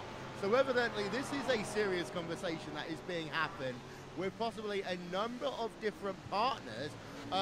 But the difficulty here, Paul, in some ways as well, is that you made the point that, you know, he's not clearly faster, but he's also not clearly slower. And one could always argue dirty air effect. These are two Mercedes trying to pass each other. Let's go back a few hours. I talked quite clearly about the fact that two Mercedes passing each other is actually the heart of fighting against each other. Is the most difficult of all of the interclass battles, really. Yeah, you do make a good point there, as we've actually got a battle further down with Pure Racing Team Blue side by side through the bus stop chicane with Next Level Racing TTLR Red, which ate Burton, and there's also Radicals Online Steel Series with them there as well as they go at La Source all together, and there's contact, and around goes the Next Level car. Yeah, it's been rare that we've seen spins between car contact. Let's actually have a look then and go back and soak this through from the run down towards the bus stop chicane. We have a look from our aerial coverage, and there, first of all, you'll see down to the inside goes the Pure Racing Team Blue car as they come side by side into it. That allows the Radicals machine to close up as well. They all have like their own little wheels coming out. Radicals have a penalty. Chicane. Penalty for Radicals Online. We'll talk about that one in just a second, because this is the reason why. Coming into the corner, Radicals are the one that make contact with Next Level Racing TTLR Red. That is the situation here. As well, someone finally found a way though past Next Level Racing TTLR Red. Just push them out of the way. Let's just say, no, let's be honest. Let's be honest in the fact that actually the driver did actually legitimately pass them. So that was the Pure Racing Team Blue car. So congratulations there, Andy, to Jonas Warmeyer, because he didn't make contact. It was the Radicals car who did. Yeah, congratulations to Walmart. But talking about this lead drama, I think Paul brought up an interesting point. The fact that Core Motorsports car isn't clearly faster. I think the people who have a legitimate beef about that should be Pure Racing Team, because Heinz-Core Motorsports were very aggressive trying to get past that Pure Motorsports Ford. They just had it. I thought they'd were letting them by, but no, they just dropped back a little bit. Did Core Motorsports, and again, this is just blocking everything. In fact, they have actually let Pure Racing Team through. Yeah. But I was going to make the point, if Core doesn't make those aggressive moves and pass that Pure Racing Team Red car, it's possible that Ford is just still right up, tucked underneath the tailpipe of Mitchell de Jong, able to provide pressure. And now, the past 10, 15 laps or so, Mitchell's been able to just sit there with a lap car behind him that he knows really can't make the move, that he's been able to sit there potentially unpressured. I actually think Pure Racing Team Red has a legitimate complaint over the driving standards from Alexander Boston Heights. No, I see it another way, because we know how underpowered the Ford is sometimes. Actually, Patrick Pitchler has had himself a nice little toe going up the hill for the last 10 laps or so. He would have had the draft anyways. He would have had the draft from Mitchell. No. You've got to remember that gap at one point was up to 2 seconds. Actually, I would argue that Patrick Pitchler's been helped by this. If you have a look at the lap charts over the last 15 laps or so, yes, originally they fell back, but actually that lap traffic was able to, the battle that went on, the contact that happened between those two, it did allow Pure Racing Team Patrick Pitchler to actually close back up a little bit. That gap was out to 2 seconds, yes, but that gap was out to 2 seconds after Core Motorsports forced the move on that Ford of Pure Racing Team Red. That gap was very, very close before Heinz-Core Motorsports tried to get through that Ford. And now, if that gap had they been able to just sit there and cruise potentially behind that Coanda car, they could have pressured Mitchell. I think you're getting your timeline wrong a little bit there. I think that part of that comes down to the fact that actually the pass between De Jong and PRT Red was almost inevitably going to happen anyway. We saw that on the lap graphics. I mean, what is now what's going to be worth watching is what happens in the next 2 laps to see whether PRT Red can actually stay up to date with Mitchell De Jong. As the gap, just to let you know by the way, Core Sim Racing Orange Randy is now down to 10 seconds, and there is the lap gaps. And again, actually I will say, it's slowed down a little bit. It's down to 5 tenths, 7 tenths, and 8 tenths. It has slowed down a little bit. That is something in itself worth thinking, because there were people thinking, oh, this will happen by pit stops. Actually, it might not happen by pit stops anymore. It might well be a case that this will still have to happen on the racetrack.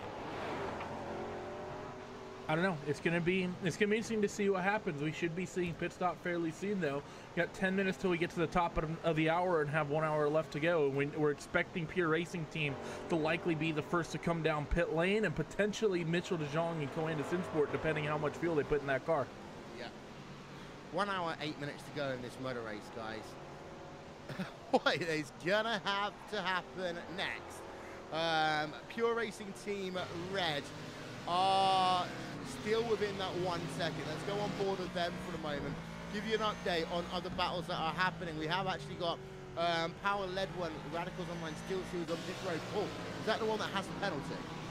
Yeah, they've just come onto pit road now, so yeah, it's them that have that penalty, so they're going to be sat there for 30 seconds for a stop and hold, so you might as well, with a little bit of fuel saving, you could get your final pit stop served as well. Well, let's be honest, it'll be 1 hour, about 1 hour 6.5.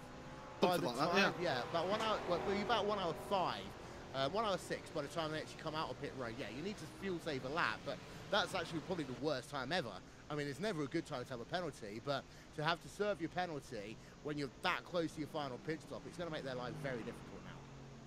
Yeah, and of course you've got to take into account the fact that you could end up having that extra lap at the end there of the race, and so you just got to save that little bit more fuel than you would normally have done because of that penalty, but they've timed it just about as close as they could to serve that penalty and still be able to take that pit stop. They're likely going to fall into the Nirvana, Yellow, Stefan Mouchelin, etc. And I think that might well be, the interesting thing to think about. And they won't be taking tyres, most likely. So this pit stop should still be about 1:10. I would say. Ironically, taking tyres is probably the better thing for them in terms of saving a bit of fuel. But 1:04.5 out and away, and yeah, we were right. It was going to be 1 minute 6.5 when they cross themselves. So actually, that's going to be a lot of fuel saving. Yeah. They are going to have to do. They may well have to really coast it around. It's worth noting though that they should have enough time to do so because they've got 20 seconds gap to GT Ross. I think they're going to lose. No, actually, let's not think about this logically. Everyone else has got to pit around them, so they should still potentially be okay for a top 25 at least finish. Going back to your race leaders, well, Patrick Pichler's not fallen back at all, and I think that's an interesting thing to think about there, Jake. It is, and Patrick Pichler, for all the tail fishing that has been going on from him coming out of the final bus stop chicane, you have to feel that Patrick Pichler is still pushing, still has that ability to push, but his pace compared to his other competitors comes down to a fact that he is slower out of everybody else in this field, and will have to hope that he can just hold on this situation. He is very tentative on the brakes through Blanchimont, and he loses a couple tenths of a second because of that instability of that Ford GT, because it does turn a little bit differently to everything else. They both continue on. They will both do another lap. That is to be expected, and around 5 laps you feel will be the time that Pichler comes in. Let's watch out though for that gap. Rasmussen rounds the final corner. It's supposed to go under 10 seconds to the leader. It will go under 10 seconds to the leader. 9.4 and only 8.9 to Pichler. Yeah, we are, ladies and gentlemen, going to take our final break of the race. When we come back, this is going to be an hour worth watching. The Blancpain GT Series has been fantastic all season long, but it's never been as fascinating as this. You're watching RaceSpot TV on iRacing Live in partnership with Mundo GT. We'll be back in a moment.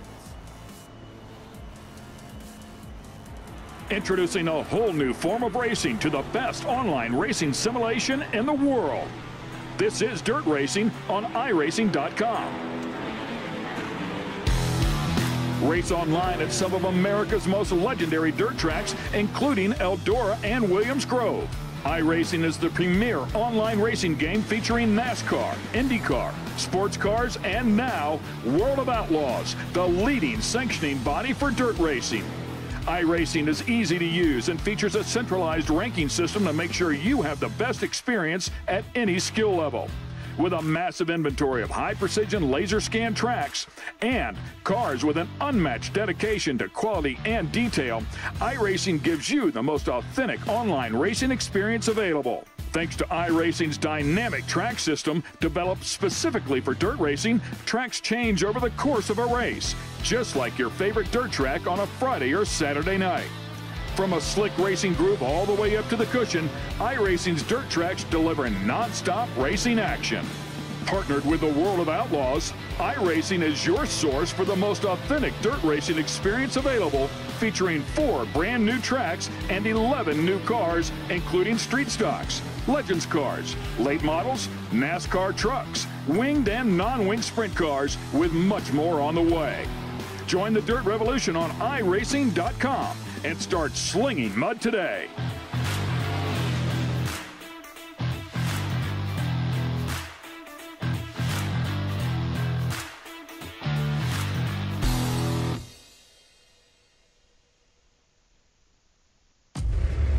iRacing, you wanted the best, you got them 4 abreast. Often imitated, never duplicated. The greatest show on dirt, the World of Outlaws.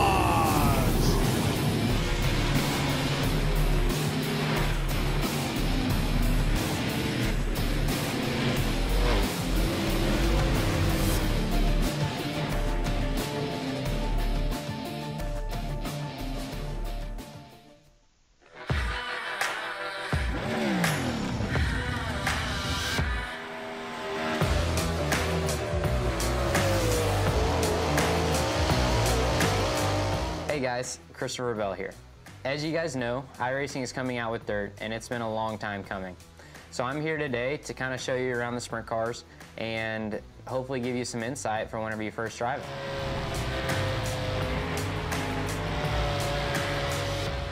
So here we are at Williams Grove, gonna go out and make a couple laps in the 410 wing sprint car. I'm on default setup with a gear change to a 522. As we roll out of the pits, you guys might notice that the car wants to pull left and you have to hold the steering wheel right to go straight. That's normal for a sprint car because you have so much stagger, it's always trying to turn the car left. Once you get up to speed, that goes away. Going down the straightaways, Williams Grove has really long straightaways and really tight corners. The big wings on the sprint cars, it always wants to pull you left into the corner, so it doesn't take much steering wheel input to get the car into the corner. A big key for the wing sprint cars is that they always like to go straight. They don't like to be too sideways. So the less steering wheel input you can have and the straighter you can keep the car, the faster you'll go. As the track slickens off, you'll be able to play with the setup to get the car driving even straighter yet. And that's a couple laps around Williams Grove. So here we are at Eldora Speedway. I'm on baseline setup with a gear change to a 511. As we roll out at Eldora Speedway, one thing that you'll notice is that the corners are really sweeping and it's almost a circular shape. The big thing about Eldora is just keeping that steering wheel straight. The straighter you keep the wheel and the less steering input that you give the car, the faster you'll go. The fast line around Eldora will be right around the inside wall in the corners and then with a big arc towards the outside walls down the straightaways. Then once the track slicks off, you'll be able to follow the groove up towards the outside wall, where the famous Eldora High Line comes into play.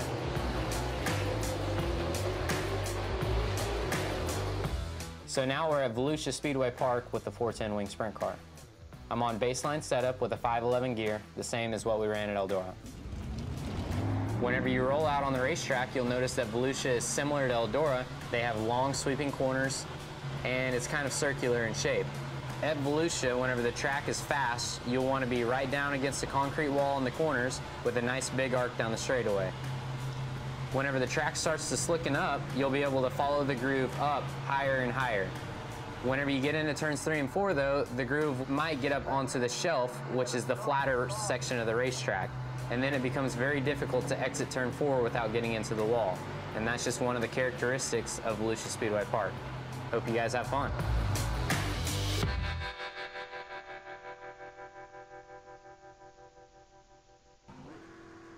The desk.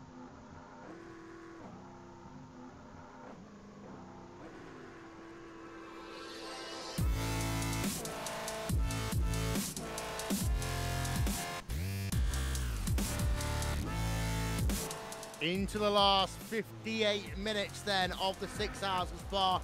2 things worth noting, 3 things worth noting. Number 1, we've got ourselves Rendeville Sim Racing White on pit road.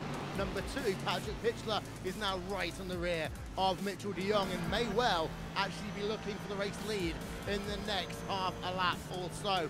And number 3, well, Corson Racing Orange, Frederick Rasmussen. These tyres aren't getting that old as Pure Racing Team Red are on towards pit road. They're the first of the drivers to blink. They actually could have done another lap, but they decided not to this time around. But here we are. That's the situation as we head ourselves into the final 60 minutes of this motor race. Frederick Rasmussen, by the way, fastest lap of the day, 2:16.929. First driver into the 2:16s all race long. So here we are, the last hour of this motor race. Patrick Pitchler on pit road. To give you an update, Frederick Rasmussen should be on pit road, not necessarily this time by, the time by after that. Mitchell de Jong, however, can go about another 9 laps after that, and that is what's going to make this one fascinating. Different strategies, different fuel strategies, different everything over the course of the last hour of this event. Will Vincent, Jake Sperry, Paul Smith, Randy Chernoth. Paul, are you ready? I'm strapped into my seat. This is going to be one heck of a ride towards the end of this race. Absolutely fantastic. And Maximilian Beneke is... If you haven't yet subscribed to me, go ahead and subscribe if y'all would. And you'll know when I go live every time. I'm basically a variety streamer, variety of games I'll be streaming. Hope you're having fun. Thanks. Yeah, and the thing is that everyone's going to be on old tires amongst these top 3. We don't expect that Mitchell de Jong will take tires. It'd be an interesting strategy decision if they opted for it and tried to work essentially that new rubber when those guys are going to be potentially duking it out on old sets as Max Beneke starts rolling off. But all 3 of these drivers in the top 3 going to be on an old set of tires, and we're expecting really Coanda. They're going to be pushing the limit somewhat into the unknown because we've not seen people triple stint tires in this series before.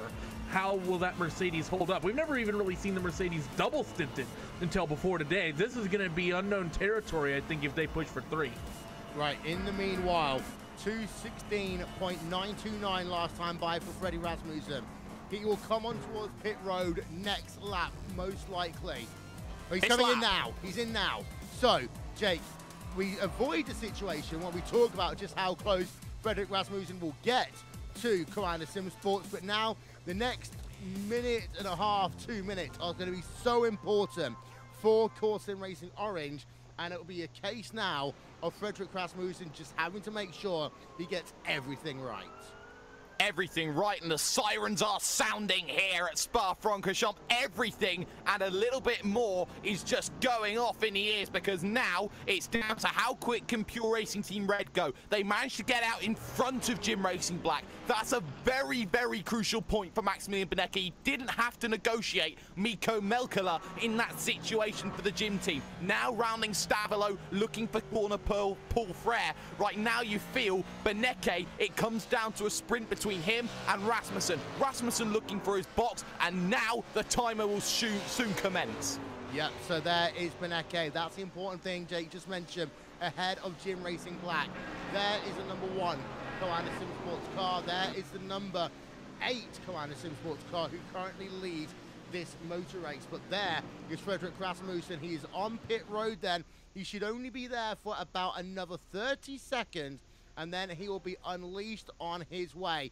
It will be a no tire stop now for Frederick Rasmussen, but we know just how fast he was going on that set of tires. He'll cool down a little bit as he sat on pit road. As we also have ourselves Team Redline Black coming out of pit road. That has got Gregor Hutu back behind the wheel of it, but as the clock ticks over to about 40 seconds, 42 seconds out and away. Well, there's the first thing. That's 2 seconds slower there, Randy, compared to Pure Racing Team Red.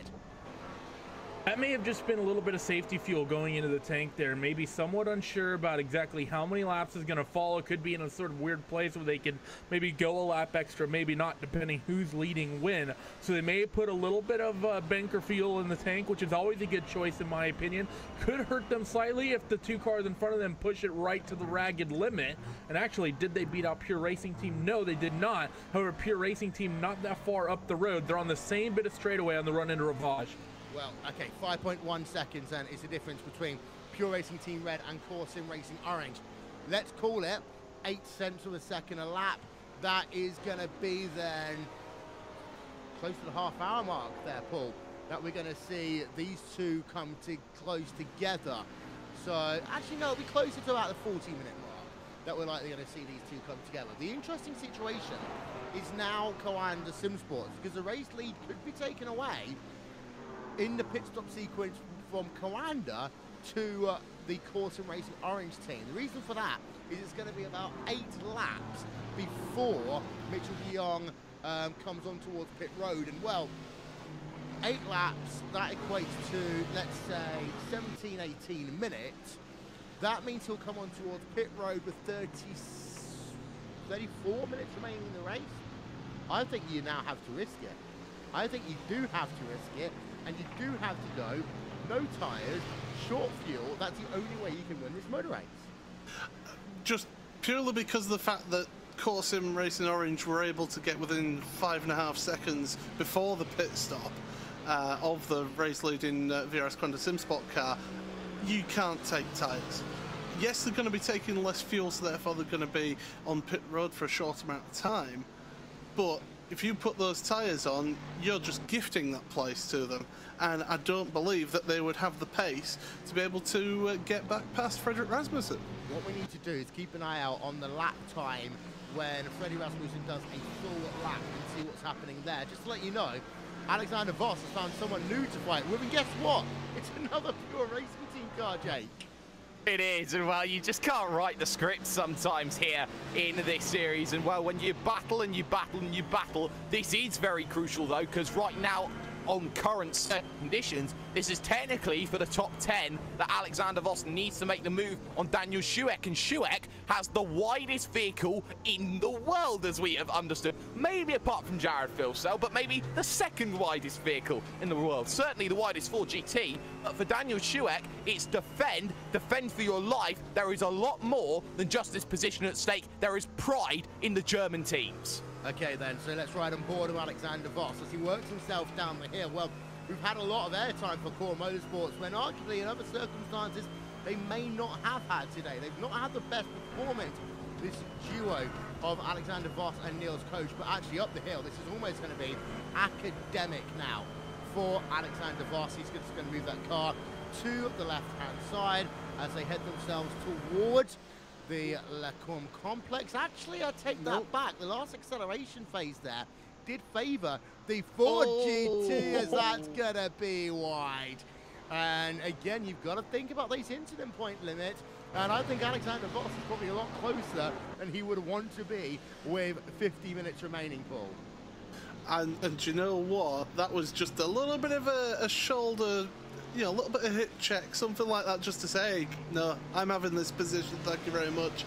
And you know what? That'll actually help out the Pure Racing Team 70 car of Beneke, because all this slowing him down means that he can't get involved when he eventually does have his pit stop. So, yeah, interesting how that one goes. Beneke, by the way, he's just coming around to finish a lap. Last lap was an 18.3. This lap is going to be, as my timing updates, an 18.2. Fredrik Rasmussen, that's his first complete lap, and it's a 17.8. Okay, so 17.8 versus an 18.0. Actually, this isn't looking too bad all of a sudden for Mitchell de Jong, because he's only 0.2 of a second slower. We need to get 1 or 2 more laps. But he hasn't pit yet and filled up though. Yeah, Those guys, they're on old tires, yeah, on heavy fuel load. We're gonna get a real metric here in a few laps time, about next 3 or 4, when he comes down pit lane and puts gas in that car. It's only likely going to be about half a tank or so, but still, there's a pretty big difference to be had there. Yeah, okay, but we need to compare lap time to lap time here right now, Jake, because, you know, it doesn't matter about the fuel right now. It's the time that we're chasing. We've got 49 minutes to go. And, you know, if he's not gaining 8 tenths of a second every single lap, actually, this is almost putting the race not into the hands of Koanda Simmersport, but making it that grandstand finish that I was talking about earlier on, because it will mean that Guillaume will, you know, he won't be on high fuel, he'll be on medium fuel when he comes out. He's stemming the bleeding for a moment. The 218 that last time by 3 tenths of a second. Yes, every second counts, but that now means that if you're not taking fuel, you're taking half a tank of fuel, you'll be faster on pit road. That buffer has just come up actually a little bit to what might be, I'd say, about 8 seconds after they come out of pit road, and Randy can write that down for future records. Certainly can, and well, 8 seconds, it comes down to one thing: no tyres, which everyone is, but it's the fuel number that we're looking at as well. If Mitchell de Jong decides to go low on that fuel, which we do expect him to do, he is looking to get 8 seconds, as Will says. I'm going to go a little bit higher. I'm going to say it's 10 seconds of a gap, and at 10 seconds of a gap, if he can maintain 218.1s, in fact 218.5s, he is safe, because I'm not even sure Core Sim Racing Orange can take second place at this pace right now. Rasmussen has got to find gold dust in these next few laps, because he's only closing 4 tenths of a second a lap on Beneke, and that just simply will not cut it. Yeah, it's not going to be enough. Alexander Voss, 27.3 second stop. So these are the kind of numbers now that we're looking for pit stops. And that pit stop by Alexander Voss, just to let you know, was 13 seconds faster than what we saw the second place team, not second place, the net second place team, Pure Racing Team Red go. So that's 13 seconds already. And we still got ourselves another 6 laps, that's 6 seconds, before Koanda go on pit road. Jake might be right on this one, but Paul, it's going to be very, very interesting now in this battle. Koanda, we all said, well, you guys said, because I don't make these opinions, you all said that, you know, Koanda may have put this race away. Koanda are still in a potential catbird seat winning position, and that crazy strategy that Randy complained about for so long, when you've only got half a fuel tank to put in and you can maintain 218, then actually, is it a bad strategy at the end of the race if you can save that time twice? Yeah, and also, because he's not putting as much fuel and he's not putting as much strain into it, it's all going to come down to that final, how he comes out there and what the gaps will be. It's crucial that he's ahead by 1 minute and 7 seconds of Pure Racing Team Blue. We've been seeing pit stops on the pit road of about 1 minute 30. So, you know, in terms of total time for this final pit stop, it's going to be tight, and it's going to be a great finish to watch, because right now I can't call anything. I can't call who's going to get this one in the end. Freddie Rasmussen as well, let's not forget, his times have slowed by about a second to what he was doing at the end of his previous stint. They are about 6 tenths of a second slower, Randy, than what he was doing at the start of his previous stint. So that's the thing that's worth noting. But if we pull up the lap graphic, we should be able to do so now. There you can see, it was 4 tenths of a second, 3 tenths of a second. What's Freddie doing right now? This is nowhere near fast enough. Potentially may have overfilled the car is the only thing I can really think of. We saw him have, how long was he in the pits for? 2 seconds longer. Yeah. 2 seconds. He may have overfilled that car. I'm not exactly sure exactly how much he had in the tank. Not sure if he could have gone longer, maybe not pit when he did and potentially taken a shorter fill. I'm not, you know, I don't really know. All I can think is maybe he took too much fuel and it's weighing him down too much. He's still the quickest car out on track pretty much, and he is reeling in Max Beneke, but he's going to have a very hard time catching Koanda, I think, at this rate, because we're expecting Koanda to come out several seconds in the lead here just based on their pit stop time. Replay, Alexander Voss again. He's been all the action over the last couple of hours, just passing the Pink Power Racers of Simon Povey as they work themselves up the hill. Oh my word, Simon Povey almost lost that one. Woo. As they work themselves up a Rouge Radio.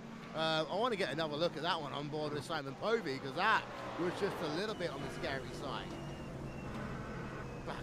You never want to have your back end step out coming up Air Rouge there, Jake, ever. No, never. And to even save something like that, where we have seen other drivers get caught out, you know, fair play to Simon Povey. He is no slouch when it comes down to that machine, and he has held on to it and has kept control of it to keep, or to lose only one position in P19. Could have lost the entire race off of that one.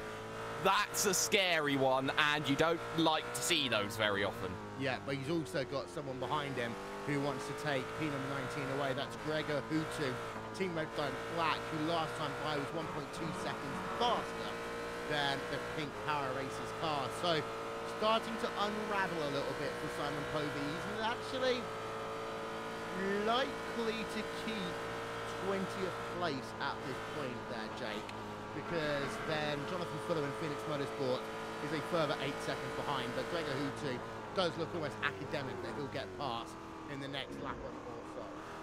Yeah, it certainly does seem that way as his Ford GT rounds himself through that final bus stop chicane, run towards turn number 1, last source hairpin, then 218.4. Well, technically a 218.5 actually for Gregor Hutu that time, by 220 flat for Simon Povey. That is the big difference maker in terms of his lap times, gone to 19.220. Certainly not the same lap times that Samuel Liebert was doing when he was back inside that vehicle. But Gregor Hutu now looking for the run up the hill. They've all got the jump on Schueck though. That's very crucial. So they'll gain another position that way. So for position number 19, Simon Povey has the fringes of slipstream for now. Let's have a look. 4 tenths per second. Hutu's not going to be anywhere near close enough to make that pass in towards Lecombe. It will have to stay where it is. And Amazon Alexa has just decided to read me a book. So I've evidently said something there that I shouldn't have to trigger something. This is what happens when you live in a smart flat. It doesn't become smart all the time. Frederick Rasmussen down within 4 seconds. Last time by, 4 tenths of a second faster. Now let's be honest, there is more than enough time to enable this to happen, because we still got, what, about 17 laps of this motor race to go? Paul, you probably got a calculator closer to hand than me. It's between about 15 17 to 19-ish. Yeah. About 19 laps or so, yeah. So easy enough time to, even at 3 tenths of a second a lap, that, you know, simple maths, 12 laps, there the two will be together.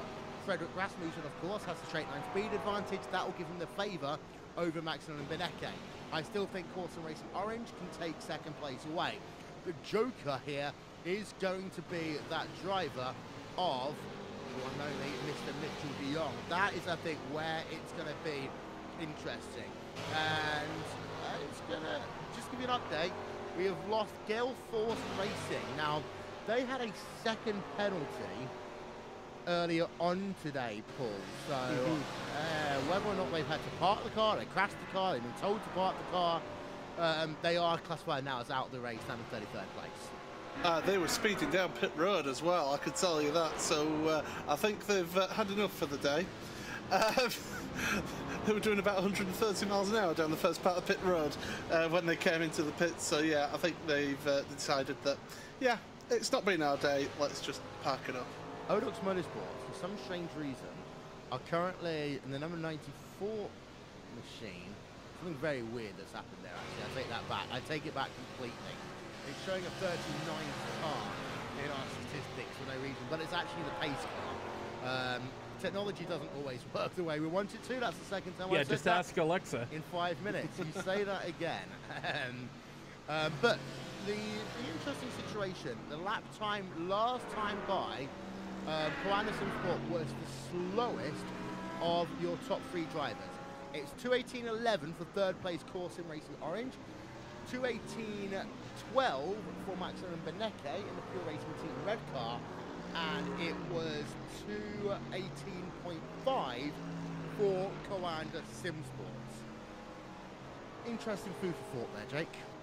Certainly is, but they have responded here as Mitchell de Jong and the VRS Coanda Simsport 8, because they have managed to pull that back to 2:18.2, which puts them on par yet again. You feel, though, that when they do come down onto pit road and make that stop, the more fuel they put into that car, the more difficult that vehicle is going to be. I expect them to lose another 4 tenths of a second on their pace alone. Car comes out of pit road. That's Julian Grunastel for the MSP Phoenix Racing machine there. The 85 has had so many issues here today. Gets out of the way, no problems at all. I do want to, however, take a look at the championship. I'll come back to you, Will, on this one. I want to try and work out where that 8 plays out into all of it. I'll leave that one with you. As well, we're lap number 26 in the stint. That means, Randy, it could be this time we see Koala Sim Sports on pit road. Yeah, it's either going to be this time or next time, I wager, as we're quickly approaching. We're currently got about 40 minutes. There's 40 minutes at the line left here, so maybe a little bit earlier down on pit road than we thought. Might have to be a slightly heavier fuel load, but still, he's pushing it to the absolute limit. Might have maybe it's either going to be the end of this lap or the end of the next. Maybe the lap after that if he's been saving fuel. And that's the other thing for Mitchell de Jong that's been happening this stint. If he's been having opportunity to save fuel, he needed to be. Not only does he need to push and try to find speed, but if there was some way he could cut a lap of fuel out of this race, somehow, some way, that extra 1 to 2 seconds that would save out of the box could be potentially huge for this Mercedes. And just another talking point before we get to the hectic mode. We've had a few teams just sort of slowly dwindle their way down. NX Racing Blues one that I remember was thereabouts over the course of this fight is now 2 minutes off your leader. Team that was there, there's a couple others that were in amongst your leaders early on that are no longer there. But teams that have sort of quietly worked their way up to the front of the field, Virus Koala Sim Sport, all 3 cars in the top 5. Great showing by them, considering the somewhat off season they've been having. Yeah, and that is all on raw pace as well. They've not done anything too crazy on the strategy front. They've had good teams without them all day long. Here we go. Here he comes. And here he is then. It is going to be the driver of Koala Sim Sport on towards pit road, Mitchell de Jong. This is when things get interesting. So, what we first want to do is turn our attention away from him and have a look to see where Maximilian Benecke is. He is 2.8 seconds ahead of Frederick Rasmussen, and he's working himself right now down towards Huon. So they are a way back, but you've got to remember how long pit road is here at Circuit Spa Francorchamps. You also want to keep an eye out, actually. We'll just have a look at our aerial coverage, and we'll zoom it out a little bit. Have a look at some of this traffic that is around. There's one car that I can see immediately, but there's 2, 3, 4 others within about 15 seconds of Maximilian Benecke. Those cars could play a part in this motor race over the course of the next 36 minutes. Now, we are going to see coming to a stop Mitchell de Jong. This is going to be the important part. We do expect him to keep the lead of this motor race, so we're not going to go shouty mode just yet. It all comes down to how long he is on pit road. Worth noting that when we saw the Core Sim Racing car come on towards pit road a little bit earlier on, Core Motorsports car on pit road, it was about 23, 24 seconds. For Mitchell de Jong, 27 seconds. So he will come out with the race lead. There is Benecke just now coming into that. This is a lot more than I expected. So it is a big lead, and actually that is, I would almost argue, gonna be a big push. We need to wait for Benecke to go past the start-finish line to work this one out.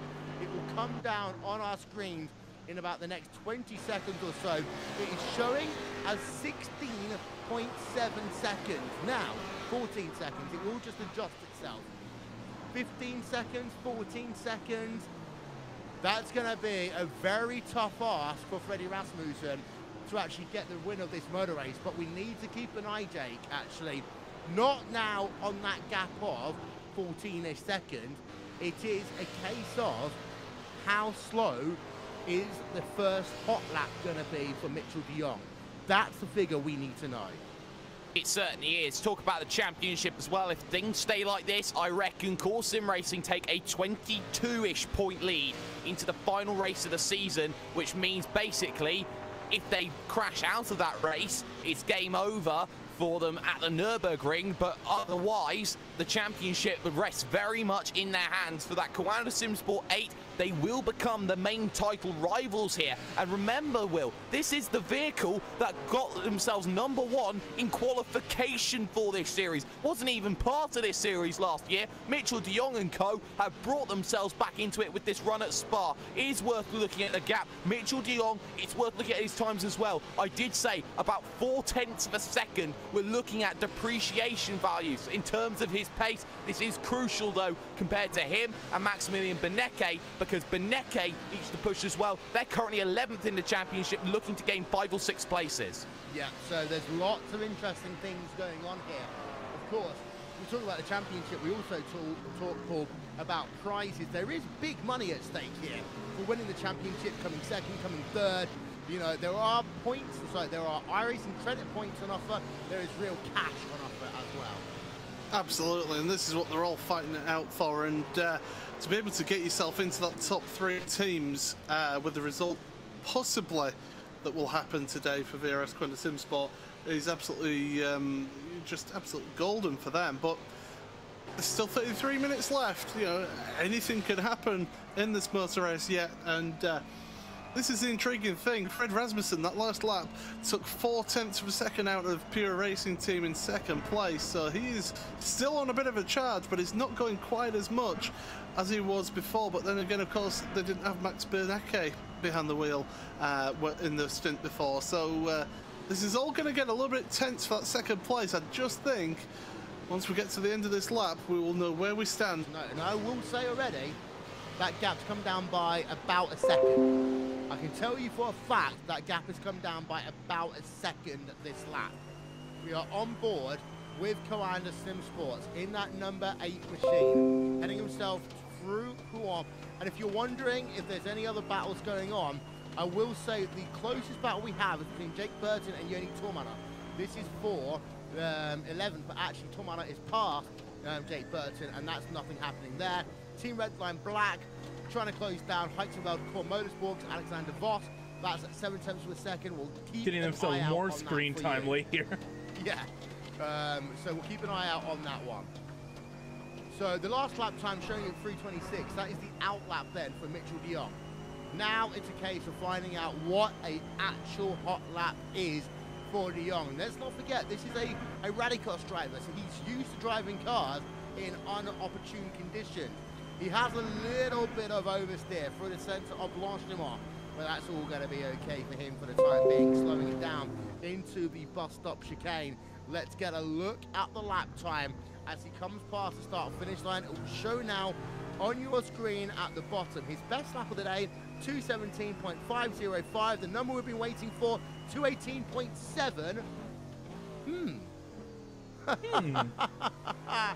That's about 1 second, Paul, and we've got just enough laps for this to become really interesting. Well, Fred Rasmussen has just come across the line now with a 2:17.8, so he took 9/10 out of your leader there. The second place man took 4/10 out of your leader, so 14.5 seconds. Oh, this is going to get all squeaky bum time towards the end, that's for sure. Remember when I said this race would finish within 5 seconds of each other? Now, here's an interesting point. Benecke and Rasmussen. Rasmussen's been closing up to Benecke. He closed up approximately about 4.5 of a second that last lap. If they start fighting, they will not get the win. That is for sure. Freddie has to basically do it in one move. Yes. He needs to do it in one move, and remember the fact he's in a McLaren, which is so much faster than that Ford, and basically wait until, and it's the patience thing. And again, I'm going to use my IndyCar mentality here. When you're working at Indianapolis, it sometimes takes you 2 laps to set up a pass. But when you do so, you sometimes only have one opportunity to do so, especially in the older IndyCar, not so much in a DW12. But the same would apply here. What you actually want to do is maybe actually do sit behind for half a lap or so. But make sure that when you get out of the bus stop chicane, you're about 4/10 of a second behind. Then make sure you nail that apex through La Source and then just work down and up the hill and use that one opportunity. Yeah, and they've also got a bit of lap traffic ahead, Bruno De Carmo in the iRacing Brazil team car. And luckily for Fred, he should be able to catch him on the exit of Paul Freyer. heading towards Blanchimont possibly, so that iRacing Brazil car has got quite a lot of damage at the back as well.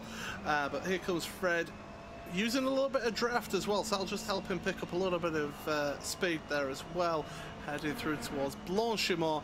Now the leader is going to come across the line in a second or so now, and that lap time is going to be a 2:18.775. And this is the battle. Second place, Pure Racing Team Red, Maximilian Benecke, of course, in Racing Orange. What the lap times there? You have got a 2:18.3 for PRT and a 2:17.8. So another 0.5 of a second taken out by Fred Rasmussen. Oh, here we go. But again, he's not going to catch him this lap, not going to catch him next lap. And hey, guess what I've just realised here, Jake? You've got someone who can be just helping out for a couple of laps or so, and that is the Pure Racing Team Yellow car.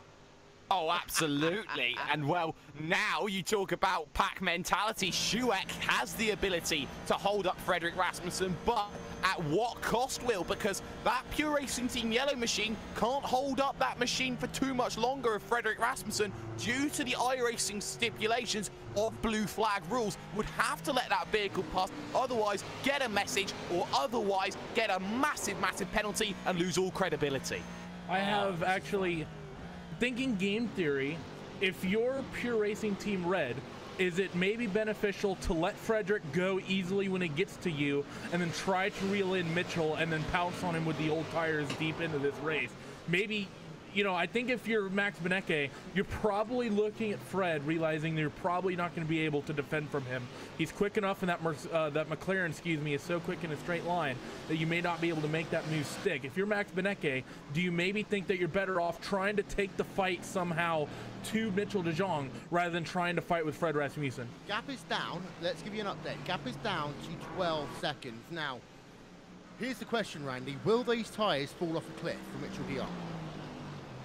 I have no idea. I've only tested the Mercedes double stinting once, and I completely hated it. It wasn't at Spa, and it wasn't in this sorts of weather conditions. It's a little bit hotter. It depends. It really depends on their setup, what they're doing with the pressures. I've triple stinted cars before. I did triple stints in the Ferrari at Le Mans just a couple of months ago, but Le Mans is a very different racetrack from here, and the GTE cars are very different from the GT3. I really don't know what's going to happen to this Mercedes. It is very possible that he hits a cliff, but I don't really know what the lifespan is on those tires. Well, another lap completed, 2:18.6 then for de Jong. He picks up a little bit of pace. Coming past the start-finish line comes Benecke. He does a 2:18.4, and it's a 2:17.9 for Frederick Rasmussen. Under a second. It's less than a second, but it's not going to happen this lap. And this is what I mean now, Jake. Get that half a second, use that toe this time by, put yourself in 3/10 by the time you get to this point. Next time by, you've got a chance.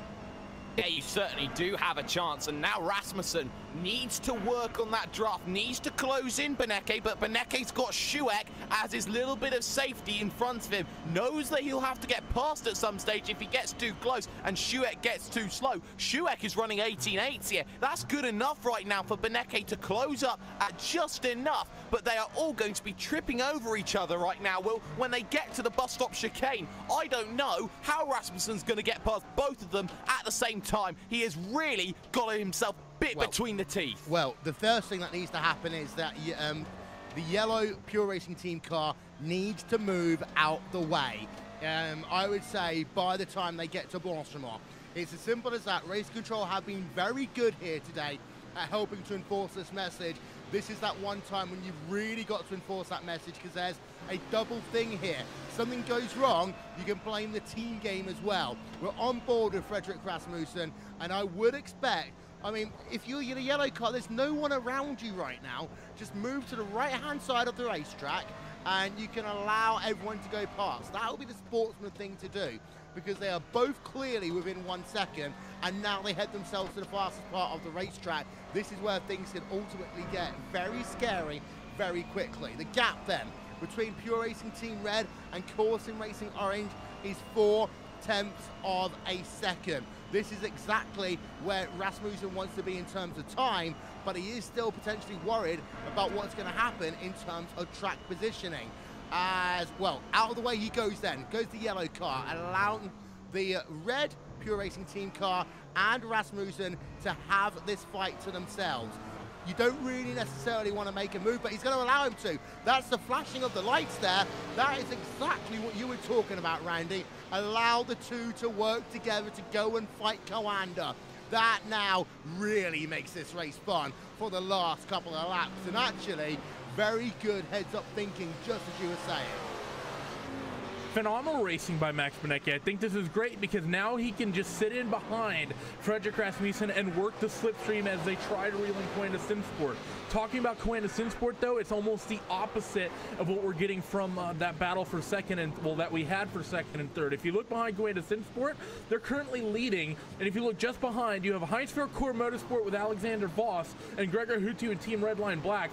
They're fighting for position out there on the racetrack, and they're reeling in Mitchell de Jong. This is going to be a very interesting situation when those two slower cars reel in Mitchell, because I have to say, Mitchell's going to have to let him go with the fact that those two are fighting. They're well within their right to maintain their fight. Much different situation from what we saw about an hour and a half ago. Yeah, so let's turn our attention then back to the driver of Mitchell de Jong and explain kind of what is going on behind him. You will see that there is the two cars coming into play, and this is what battle that we were just talking about. We're going to give it some more airtime. We're joking about it now. It really is going to be interesting. There is Team Redline Black. We're on board with them. And there is the driver of Alexander Voss in the Heinz-Fair Core Motorsports car. Now, you can see that Hutu is just a little bit faster lap on lap, but the battle that is worth noting is what the lap times they are doing compared to your race leader. The 2:18.0 for Gregor Hutu is a full 0.8 of a second faster. And he almost fought there for a moment, Jake. You're going to have Hutu try and look down to the inside at Blanchimont. Then I realised we're talking about a 5-time world champion.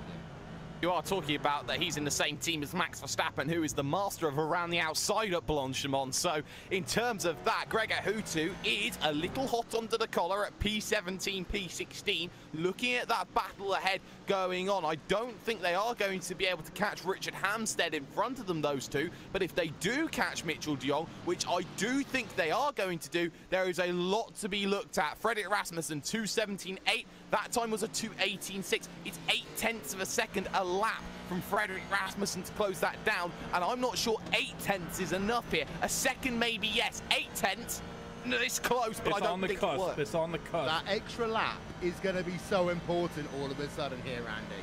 And those two-lapped cars of Hutu and Alexander Voss, because if they get to the back end of Mitchell de Jong and they're going to want to fight it out, which they're going to fight it out, it is entirely possible that Mitchell gets out of the way and has to lose 1 or 2 seconds, because it's easier to just dive out of the way than it is to try to maintain in front of them and really battle with them. This is going to be a stressful moment for Mitchell de Jong. However, this might be where he is maybe the best in this situation of anyone else in this series, being the rallycross driver, a lot of experience about driving and racing around a lot of cars in close proximity. If anyone is going to allow himself to get passed by 2-lap cars and lose the least amount of time of anyone on this grid, it's going to be Mitchell. You know what? If we were pull a certain broadcaster in the United States, you know what would be happening right now, don't you? We'd be going to commercial. Yeah. Oh, I thought we'd be talking about the weight exactly chapter. what we'll be doing. We're heading ourselves over to commercial here. With 21 minutes remaining in the 6 hours of Spa. You're watching Racebot TV. No, we're not going to do that. We can't do that to you guys. This is such a good final 20 minutes of this motor race. We have really enjoyed bringing you this coverage of the 6 hours of Spa. Absolutely phenomenal race, and we say it was going to come down to 5 seconds and the grandstand finish at the end. It really does look as though that might be the case. Benecke, just to let you know, hasn't really fallen back that much. That is worth thinking about. You know, he is still within a second right now. Yeah, the thing is, that last lap he was 0.8 slower, so yeah, it's going to be interesting. At least he's got that slipstream, he's got that draft, and he's able to use that. But when you get to about a second back, that draft effect just seems to drop off, and so he's got to try and keep it within a second here of Fred Rasmussen in front. But Rasmussen, with the pace that he's been showing, by the way, Mitchell de Jong last lap 2:18.7. Rasmussen goes across the line in a 2:17.7, so that was a second that he's caught up there. Pure Racing Team, Maximilian Benecke, a 2:17.9, so they're catching up by 8 tenths. Pink Power Racers.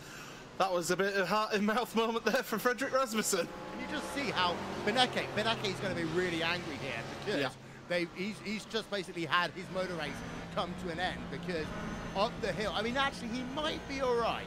He might be all right if he can get the draft, but of course, this is Benecke in a Ford, and he's going to have to struggle in some ways to get past. He's going to have to use that toe over the Pink Power Racers, which he does. He loses in the end, actually about nothing. So again, very smart driving there by Benecke, just by remembering the fact he was able to make use of the draft in the right way to save him going up the hill. So much has happened here today, and now there's still more to go. Just look at how close these two drivers are now to your race leader, Jake. They are within a second of unlapping themselves, and well, Gregor Huttu is in that dirty air. He's trying to find a way past, but we've seen this before. A Ford over a Mercedes is a hard task to find a way past, but they both now want to go past your race leader. What do you do if you're Mitchell de Jong? Do you risk more incident points? Do you risk being taken off the road? Do you risk giving up that second and a half, allowing them to both go past on the Kemmel straightaway? I think he's safe right now, Will. I think with 20 minutes to go with a 10-second gap, I think he's actually safe because it's a 2:18 lap. A second a lap doesn't cut it here. I'm sorry, it just doesn't. So now it comes down to a fact that he can hold Alexander Voss off. He did so 1 hour ago. So for Mitchell de Jong now. He is a little bit slower, but it's 5/10 of a second. It's the same 5/10 of a second that Alexander Voss can't make down on the straight. But the difference now is that Alexander Voss is fighting with Gregor Huttu, and Huttu has shown that he's quicker than Voss. So if Voss doesn't do it, Gregor's going to do it. Mitchell is going to have to let these two lap cars go one way or another. I think he has to start flashing the brakes once they get to the top of Radion and just let them both go on the run into Lacombe. He has to let them through. I don't think there's any way you as the leader can hold up two lap cars behind you that are battling out for position with everything that's on the line. You don't want to risk Alexander Voss trying to put a car between himself and Gregor Huttu and maybe making an overzealous move. Just give up the time now, let them through, and then maintain your gap for the rest of this race. But also, you don't want to risk end up being involved in a crash, because let's be honest, if one of these two drivers overshoot down at the Lacombe complex, then you end up in a horrible situation where they might end up taking you out by mistake. That's the thing that you've also got to think about, Paul. And well, I just noticed on the cameras here, the Fred Rasmussen and Maximilian Benecke, they're on the same straight. They can see him down the Kemmel straight now, so they're in sight. The blood is in the water, and they're just sharks just coming in for the kill here. And they were 1.2 seconds quicker last time. Yeah, it's just. But de Jong is just in such a horrible position. Paul, remember what we were talking about earlier over the fact that everyone talks about the dirty air from the car, for the car behind. They don't often talk about the dirty air for the car in front. Yeah. I think that's coming into play again. Yeah, we mentioned it earlier, and do you know what? De Jong, he needs to just, after Paul Freyer, after the corner at Paul Freyer, just maybe not be accelerating quite as hard as he can do, just to let them both by, just feather your throttle a little bit, let them by, and just get a draft off of them, because that'll help him pull out a little bit of a gap, get that little bit of extra top speed. That's a true point, actually. Sometimes not necessarily leading the train could be a bit of an advantage for you, but he's holding his own for the moment. The gap is down to 8.1 seconds, and again, that's what I worry about. Moments like that, when you have yourself Alexander Voss just thinking about trying to make the move through towards Blanchimont, and what happens if he overshoots here? Well, he's taking him out. That's the thing, and I'm not going to say Voss is going to overshoot. I'm not going to say Huttu's going to overshoot. But when everyone's on worn tyres, things happen in close racing situations like this. These drivers are not perfect racers, otherwise we'll be literally talking about AI drivers.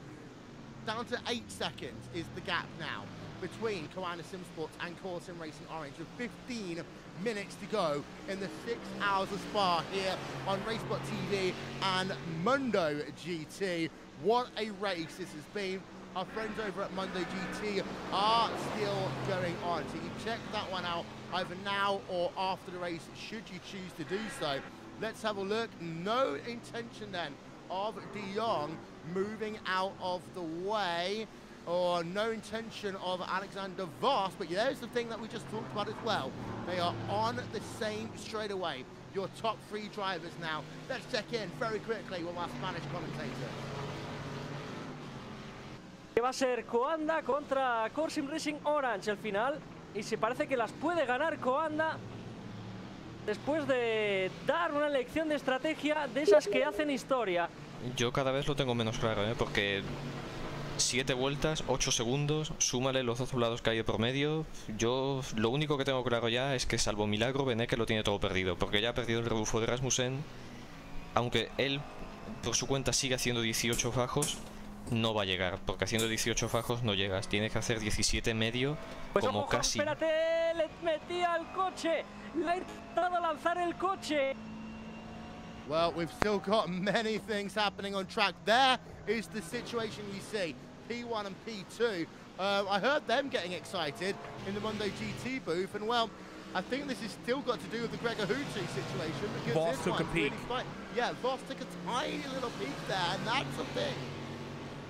I think now he's taking a peek, it changes everything. I honestly think it has to change everything, because Vos knows how hard he's defending from Gregor Houtu. The easiest way to defend against Gregor Houtu, put a car in between you. That's the situation going on right now.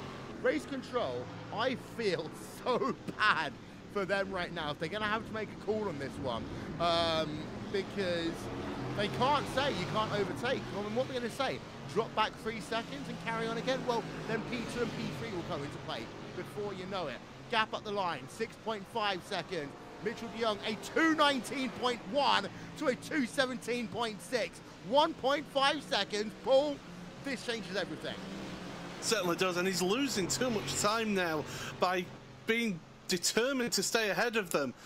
Use that draft, let them by, and use that draft to help you down the, just help you pick up speed down the straights. Okay, your tyres are going to be shot and you maybe lose them after a while, but it'll just give you that little bit of extra edge in the long run. But you can see it in the background. There's Frederick Rasmussen, he's charging down. He's managed to break away from Maximilian Beneke. Well, 1.8 seconds between those two. So Beneke hasn't been able to hang on to the back of Frederick Rasmussen, and it's all coming down to this. We've got about, what, 8 laps left in this one?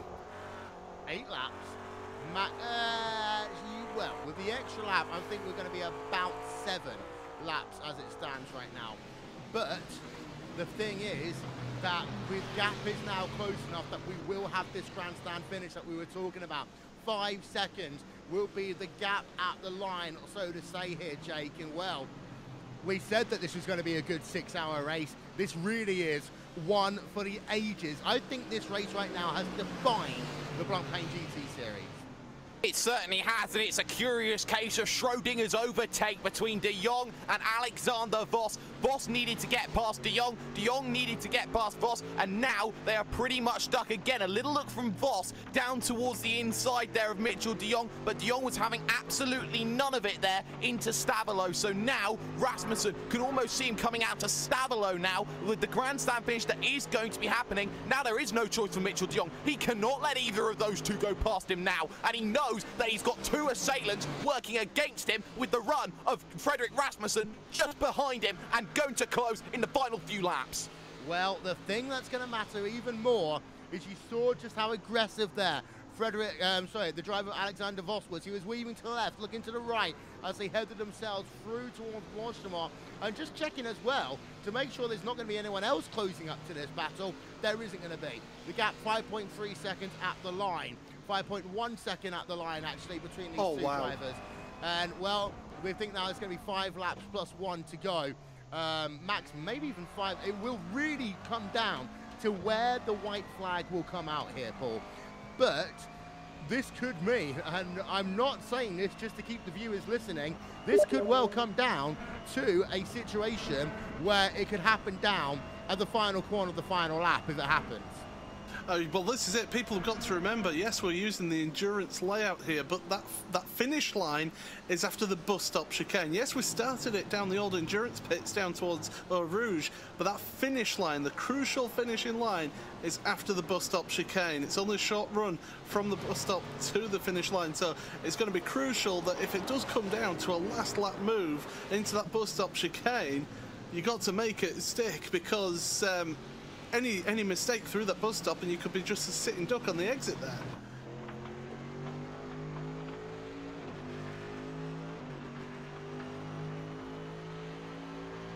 Will? Well, here we are then. We're on board with Mitchell de Jong. If you're after the other battles going on track, there is another battle going on track, and it's right there in shot. It's Team Redline Black versus Alexander Voss, and well, I have to say, we are not the drivers running in this event, and no drivers react and think differently to us four here in the booth, but this is going to be very, very, very close between us. We promise that we are going to make sure that we keep your eardrums intact. Or I do at the very least anyway, but Alexander Voss, again, you see he just moves to one side, tries to defend from Gregor Huttu at the same time, trying to find a way of closing up and seeing if he can make it happen over Mitchell de Jong. The thing that starts to worry me though is if de Jong has one bad Blanchimont, that will create a huge chain reaction here. As well, it will mean that potentially Voss runs into the rear then. It would also mean that it puts this race into very dangerous circumstances.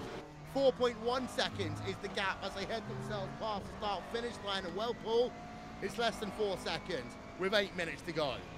But that was a better lap from Mitchell de Jong that time at 2:18.6, but he's still lost 1.1 seconds on Fredrik Rasmussen. So, and even Beneke is dropping into the 17s as well. So he's not out of this one yet either.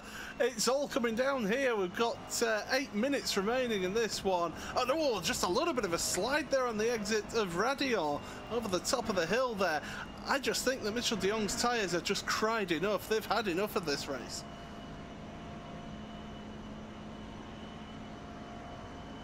Sorry, for the people saying you need some water at this point, you literally do need some water at this point. The gap now, 3.6 seconds. It remains as is, and well, the interesting thing, Jake, you've been talking about it, race control will have to find a way of separating Alexander Voss and Gregor Huttu, and I would say about 2 laps time to enable this to be a 2-horse showdown, because the blue flag rules are very, very clear in this series. They certainly are, and the moment that Rasmussen gets there, no more help for Mitchell de Jong. He's got the help of 2 buffers behind him, but at the same time, the moment they start fighting him, those buffers turn into hindrances. And for Mitchell de Jong, right now, they're buffers. But the moment Rasmussen gets there, and he is within 2 seconds, they turn into hindrances. Gregor Huttu then would have to get out of the way. Alexander Voss would then have to get out of the way. Question is, how quickly would those 2 get out of the way? And Mitchell de Jong, he's got nothing left on his tyres. This was the right call, in my opinion, Will, for him to go for the no tyres thing. I don't think he would have caught back up Rasmussen quickly enough. Not on the pace that he's showing right now. But if anyone can hold on, Mitchell de Jong surely has to be the man to hold on. Well, de Jong, let's have a look from the rear. I think the 2 behind have realised how slow he is through Blanchimont, and have made sure they're not going to stab one down the inside. So there is a little bit of fair play going on between these drivers. We have to give credit to both Alexander Voss, to Gregor Huttu, for not being too opportunistic. As I say that, actually, have I just seen Gregor Huttu? No, he was just pulling out of the draft. He just pulled out of the draft. Yeah, he just I was pulled actually going to say, we've seen Gregor Huttu in the history, Will, in the WCGPS. When he's winning races, he will not interfere in the closing stages with lapped cars races if his race is not in jeopardy. It could very well be Gregor Huttu not valuing that. What does that be? He might just say that he's okay with 17th, not going to fight for 16th, and doesn't want to be a driver who interferes with this lead battle. Gregor Huttu has over history shown very good sportsmanship throughout his World Championship career. Both these drivers of Alexander Voss and Huttu have not put any pressure on de Jong as well. Look, he slowed down. And he's letting Cord through. Gregor Huttu gave up, I think, a handful of laps ago and was going to let these leaders fight it out. De Jong is under no pressure at all from either of the 2, well, what was 2 cars behind. 2.3 seconds is the gap. And again, take your hat off to Gregor Huttu, because actually he's lost himself about 5 seconds by doing so.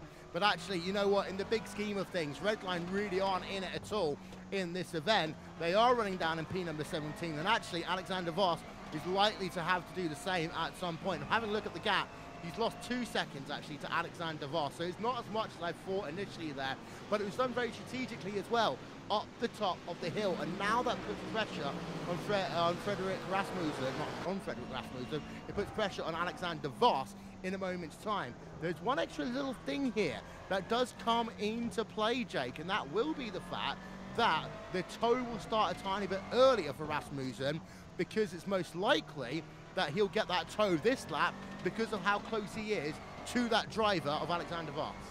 Yes, but there's a difference here. Mitchell de Jong's got Glenn McGee in front of him in the Radicals Online JRT. He gets exactly the same tow that Frederick Rasmussen certainly does get in this situation. This is fantastic to see, with 4 laps to go, 3 surely when they cross the line. And Mitchell de Jong, 2.5 seconds when they last crossed the line. That's going to be 1 second. You feel he's got to hold on for 2 laps against Frederick Rasmussen, who has half an hour older tyres. Yep, so here we go then.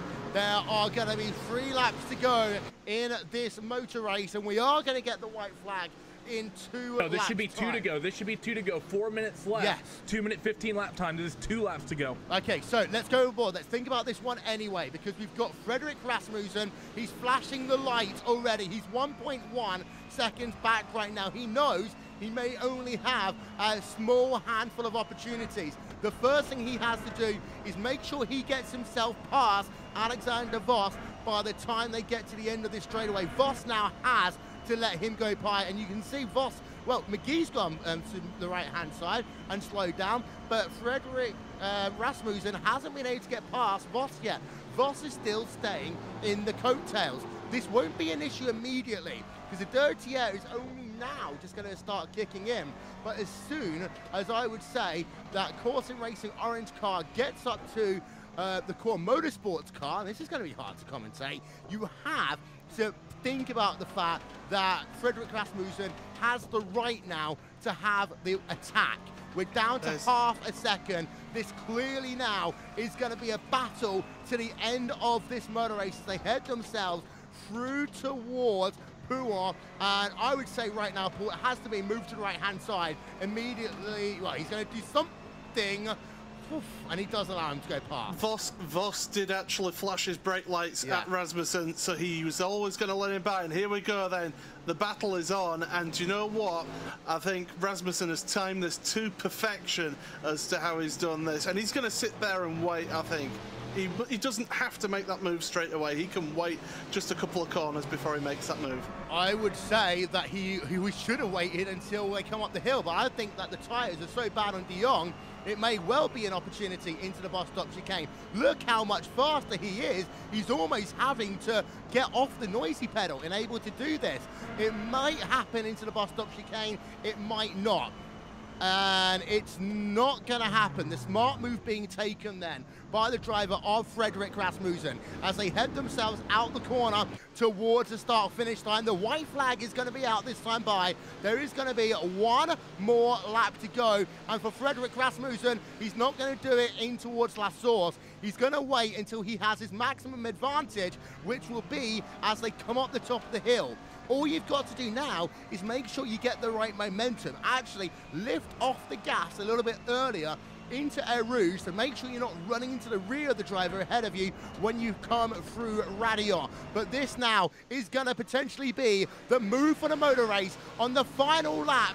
The overspeed will easily benefit the McLaren. He moves down to the inside. He gets forced onto the grass there, but he should still get the line anyway. They almost come together, but it should still be. No, actually, on the brakes, round the outside, Rasmussen is going to have it on the final lap of the motor race. He didn't make it easy there, Mitchell de Jong. He didn't make it easy at all, but it happened, and it was, in the end, Mitchell de Jong having to settle for second place. The middle sector of this lap, by the way, does still favour the Mercedes a little bit, but now it should be a case of Frederick Rasmussen, because he's been so much faster in these last stages of this motor race. being able to just about keep it going. And for De Jong, you just got to think about what would have been if this race was just one lap shorter. But what a pace they put on today, and what an opportunity for De Jong to maybe have the chance of going for the race victory. There you can see him. We're on board now on the exit of the Fangya chicane. He'll probably finish about 1.2 seconds back from Core Sim Racing Orange, but that does not tell even the slightest part of this story here today. Fredrik Rasmussen has led this race on multiple opportunities. Some will say that it was always difficult when Isaac Price got off the car. It was a very tough journey for Rasmussen, but he put in some of the finest driving we have seen in the history of the World Championship Series in the last 2 hours to really claw it back. And as they come down into the final corners for the final time, ladies and gentlemen, stand up and applaud them. It's Fredrik Rasmussen for Core Sim Racing Orange, who claims victory. Second place goes to Mitchell de Jong. Third place will go to Maximilian Benecke. All three of those drivers in the end separated by under 5 seconds after 6 hours of racing here today. Jeremy Bootsloop coming home now to claim 4th place, and Rens Brokerman will be about 4 seconds behind him and will take the 5th position. So Coanda Simsports have 3 drivers inside the top 5, but on the final lap of the motor race, just not able to hold on. It's Core Sim Racing Orange who now have one hand on the 2017 Blancpain GT Series Championship. And what a race it has been here today, Paul. Absolutely breathtaking, and hats off to all of those drivers there in that top 3. They all made it what it was, and absolutely fantastic, breathtaking finish to the end. Inex Racing Red, who started at the back of the field, they're gonna get into 10th place, which is a fantastic recovery drive from starting at the back there. So great result for them after such drama there. But wow, hats off, congratulations to those top 3. That is breathtaking. We want more like that, please. And I did keep my promise, just to let you know. I think everyone just about has their eardrums intact, Paul. What? Yeah. Yeah, silly San Diegians go, what? What? Oh, I mean, honestly, what a race we have just had here today. This has been one of those races, just to let you know, by the way, Vanderbilt Sim Racing White, they come home in 6th. They've had a fantastic day here today.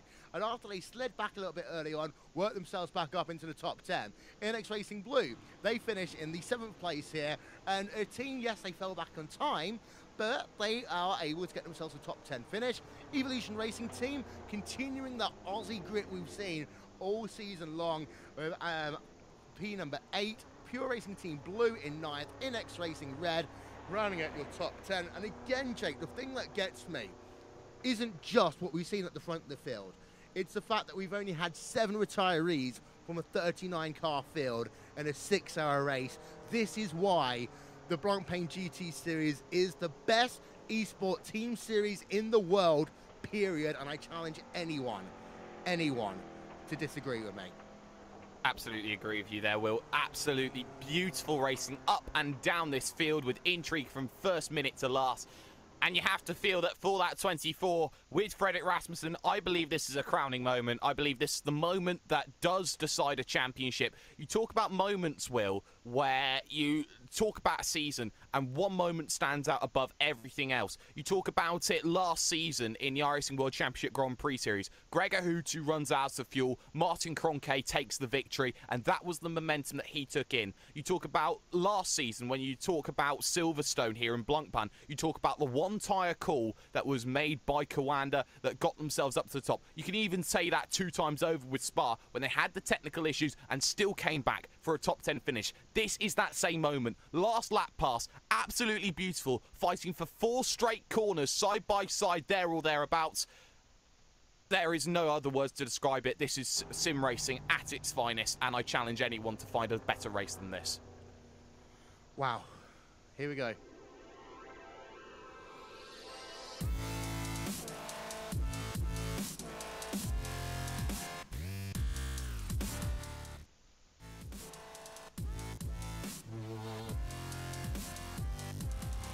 6 hours of racing. 3 drivers separated by 2.3 seconds. Course Sim Racing Orange, Frederick Rasmussen makes the pass on the final lap down in the Air Rouge, not in the Air Rouge, Radion Complex is where it started. It was completed down at Lacombe. VOS Commander Simsport Mitchell de Jong decided to do the treble stint. We thought the strategy wasn't going to work all race long, but actually they got within 2/3 of a lap of making it happen because of the fact that Mitchell de Jong was able to basically save himself time and give himself the cushion he needed to almost, and I mean almost, get there at the end of the motor race. You have yourself Ford in 3rd, Pure Racing Team Red, Maximilian Benecke. Then you've got yourself 2 Commander Simsports teams, Jerry Booterloop, P4, and then you've got yourself Renz Brokerman in 5th. 4 different manufacturers inside the top 5. Sorry, Audi, please try harder. Vendavel Sim Racing White, Juanny Lopez in 6th. Justin Brunner, Inex Racing Blue, 7th. Evolution Racing Team in 8th with Andrew Carl. Pure Racing Team Blue, 9th. Jonas Wallmeyer and Inex Racing Red. They round out your top 10. Fast lap of the day, that was set very late on. Lap number 127 of 153 by Frederick Rasmussen, 2:16.8. There is page 2 of your results. You see that we had 14 drivers finish on the lead lap here today. That in itself is fantastic. You had 2 drivers almost finish on the lead lap. Alexander Voss and Gregor Hutu. That is also fantastic.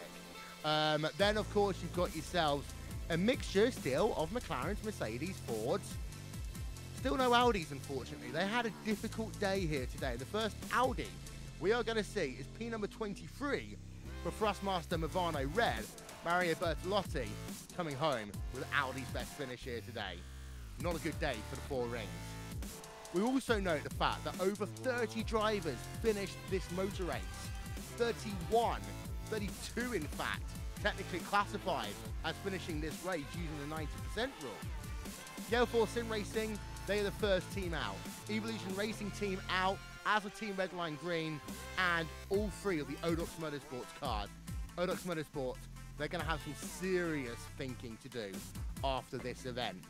Well, that is then the 6 hours of Spa. We need to step aside for a moment, reflect, and then we're going to have yourselves some interviews from what has been arguably, in fact not even arguably, the best race in the history of the iRacing World Championship Series. 6 hours, 3 cars, 2 seconds. Go figure. We'll be back in a moment.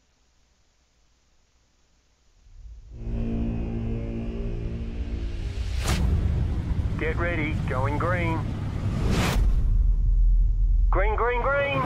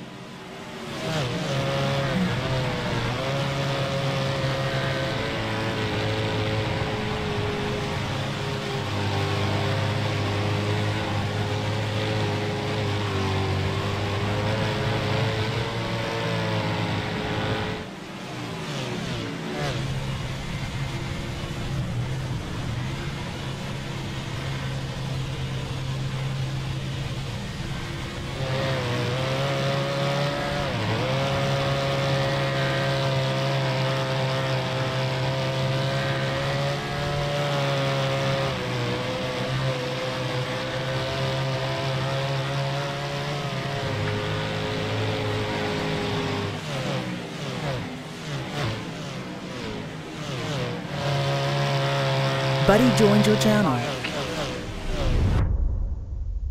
Hello? Anybody here? Cause like, this security shit's gotta stop, dude. I need perms. Shut up, I'm streaming. The NASCAR.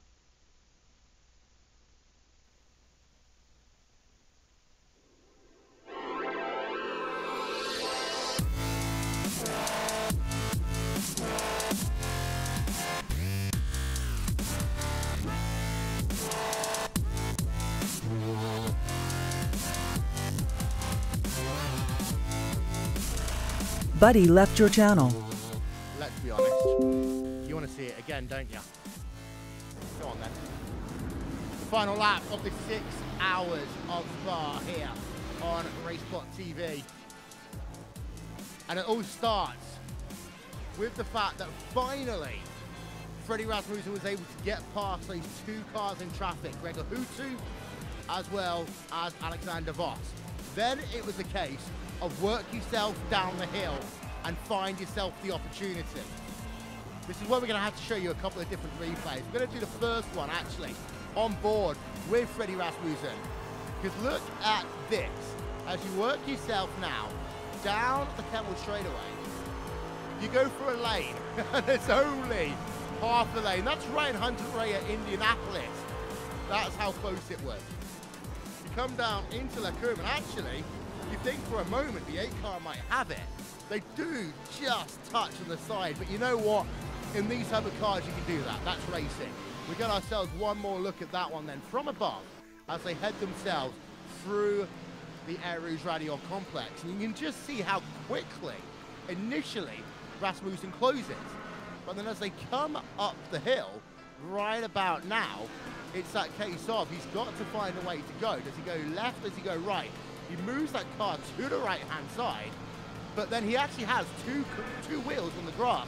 And I think he was very worried under braking over the fact that if he broke like that, both those cars could have been out of the motor race. That is the tiniest bit of contact there for Frederick Rasmussen, but he is able to then get the position. Now it's time to show you that same thing again from on board with Mitchell de Jong. So this is when the move starts happening. We're on board at this point, and you just see, you don't actually really see him alongside until they come into the corner. And then, now you can just see Frederick Rasmussen appear on your right-hand side. And that's the thing, these cars are left-hand drive. Coming into a right-hander like that at Le Courbe, you actually have, you've got to really judge your distances. By this point, you're almost thinking that the number 8 machine of Mitchell de Jong might try and make a move into reverse. It does happen sometimes, and actually Mercedes is the better car at that part of the racetrack. You see this dust on the outside line of the run in towards Pouhon. And this is so exciting that even RaceBot Cats come to have a look.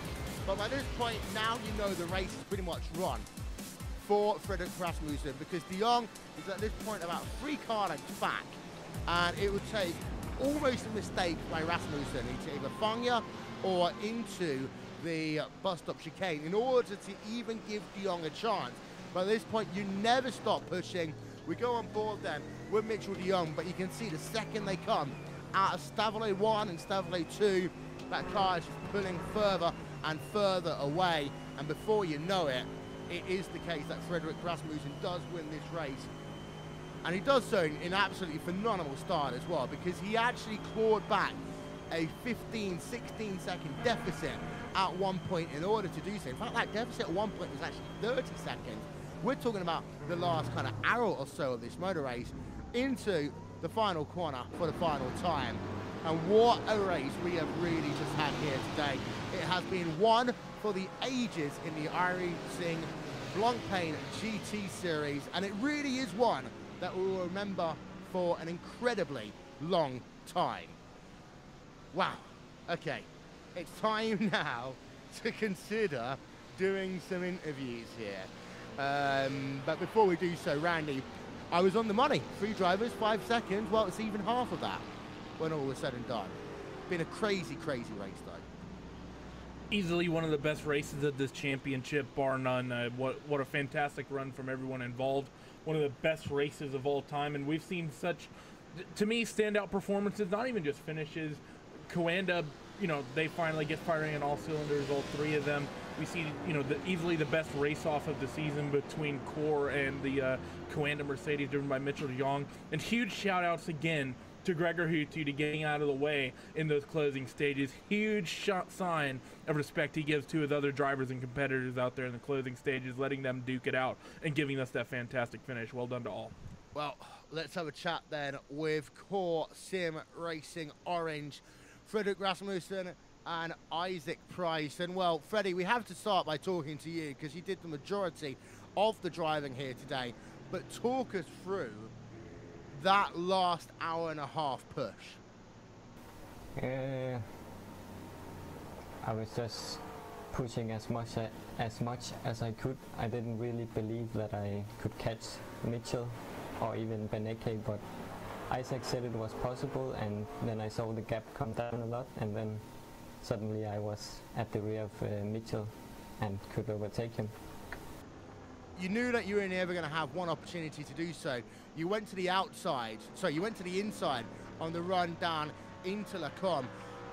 It proved to be a little bit scarier than you probably would have wanted it to be, but was that the reaction you were expecting, that hard defensive play?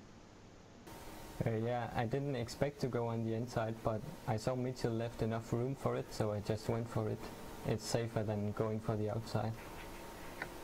And talk about the actual overall race here today, because 6 hours has been arduous. Of course, you've done the majority of driving in it, but it seems to be that it's actually been one of the cleaner races we've seen. I mean, there are one or two controversial moments that you may or may not want to touch. Buddy joined your channel. It's been one of the cleanest endurance races I've ever seen. Also one of the hardest sport endurance races I've ever seen. James needs the security level down. He can't get in. I can't help it. He's going to have to just raise it up, dude, like everybody else has been doing. It's a bitch, I know, but I can't help it, man. Why can't you help it? It's your server.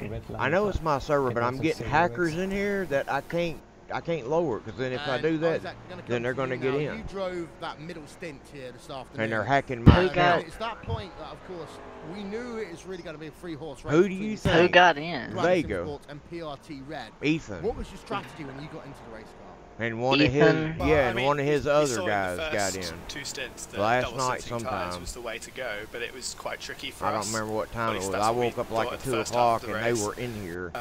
So I was trying to kind of keep my tyres in a good condition for the first stint. And then Frost had to go in there and just crash in the second stint. If it's not me, quite a lot on the old he took everybody's powers away. Even if you're an admin, you can't ban or you can't do shit. And I said, I don't give a shit. I said, that's just how it's going to have to be. Giving away any chance of the win, and we'd just kind of cruise home for a third place. So I don't know how Ethan and them, I don't know, dude. But I had to raise it up even higher. I had it on 29. Explain that to the fans listening, because they often think racing, it's quite often the same, but they're not coming in anymore. And not at level 32. Really tough in that second stint, especially in a McLaren. That only takes like 10 hours though. Well, they may not have 10 hours. I don't know. They may not feel like doing it. Who knows? If they do come in, then I'll just have to just close the fence and go into do game blocks like I used to do a long time ago. But with the way the track evolves during a race, do game box. Yeah, that's what all my racing friends. That's what they use. Make it work in the first stint. That's what I used to use before I got on there. That's before I met you and that's one of those moments really where I think talent kind of comes through. And you couldn't just switch it to like 29, let James in, and then turn it back. No, because I'm gonna have to switch it back and forth every time he wants in. He's gonna have to just set it and just let it go. He can just let it run in the background. He ain't got to get in today. I mean, there's nothing going on in here. Me, I'm streaming on Gamer YouTube, and I don't know what Meech is doing. You suddenly realise how much grip you've lost, and it can be quite a surprise at that point.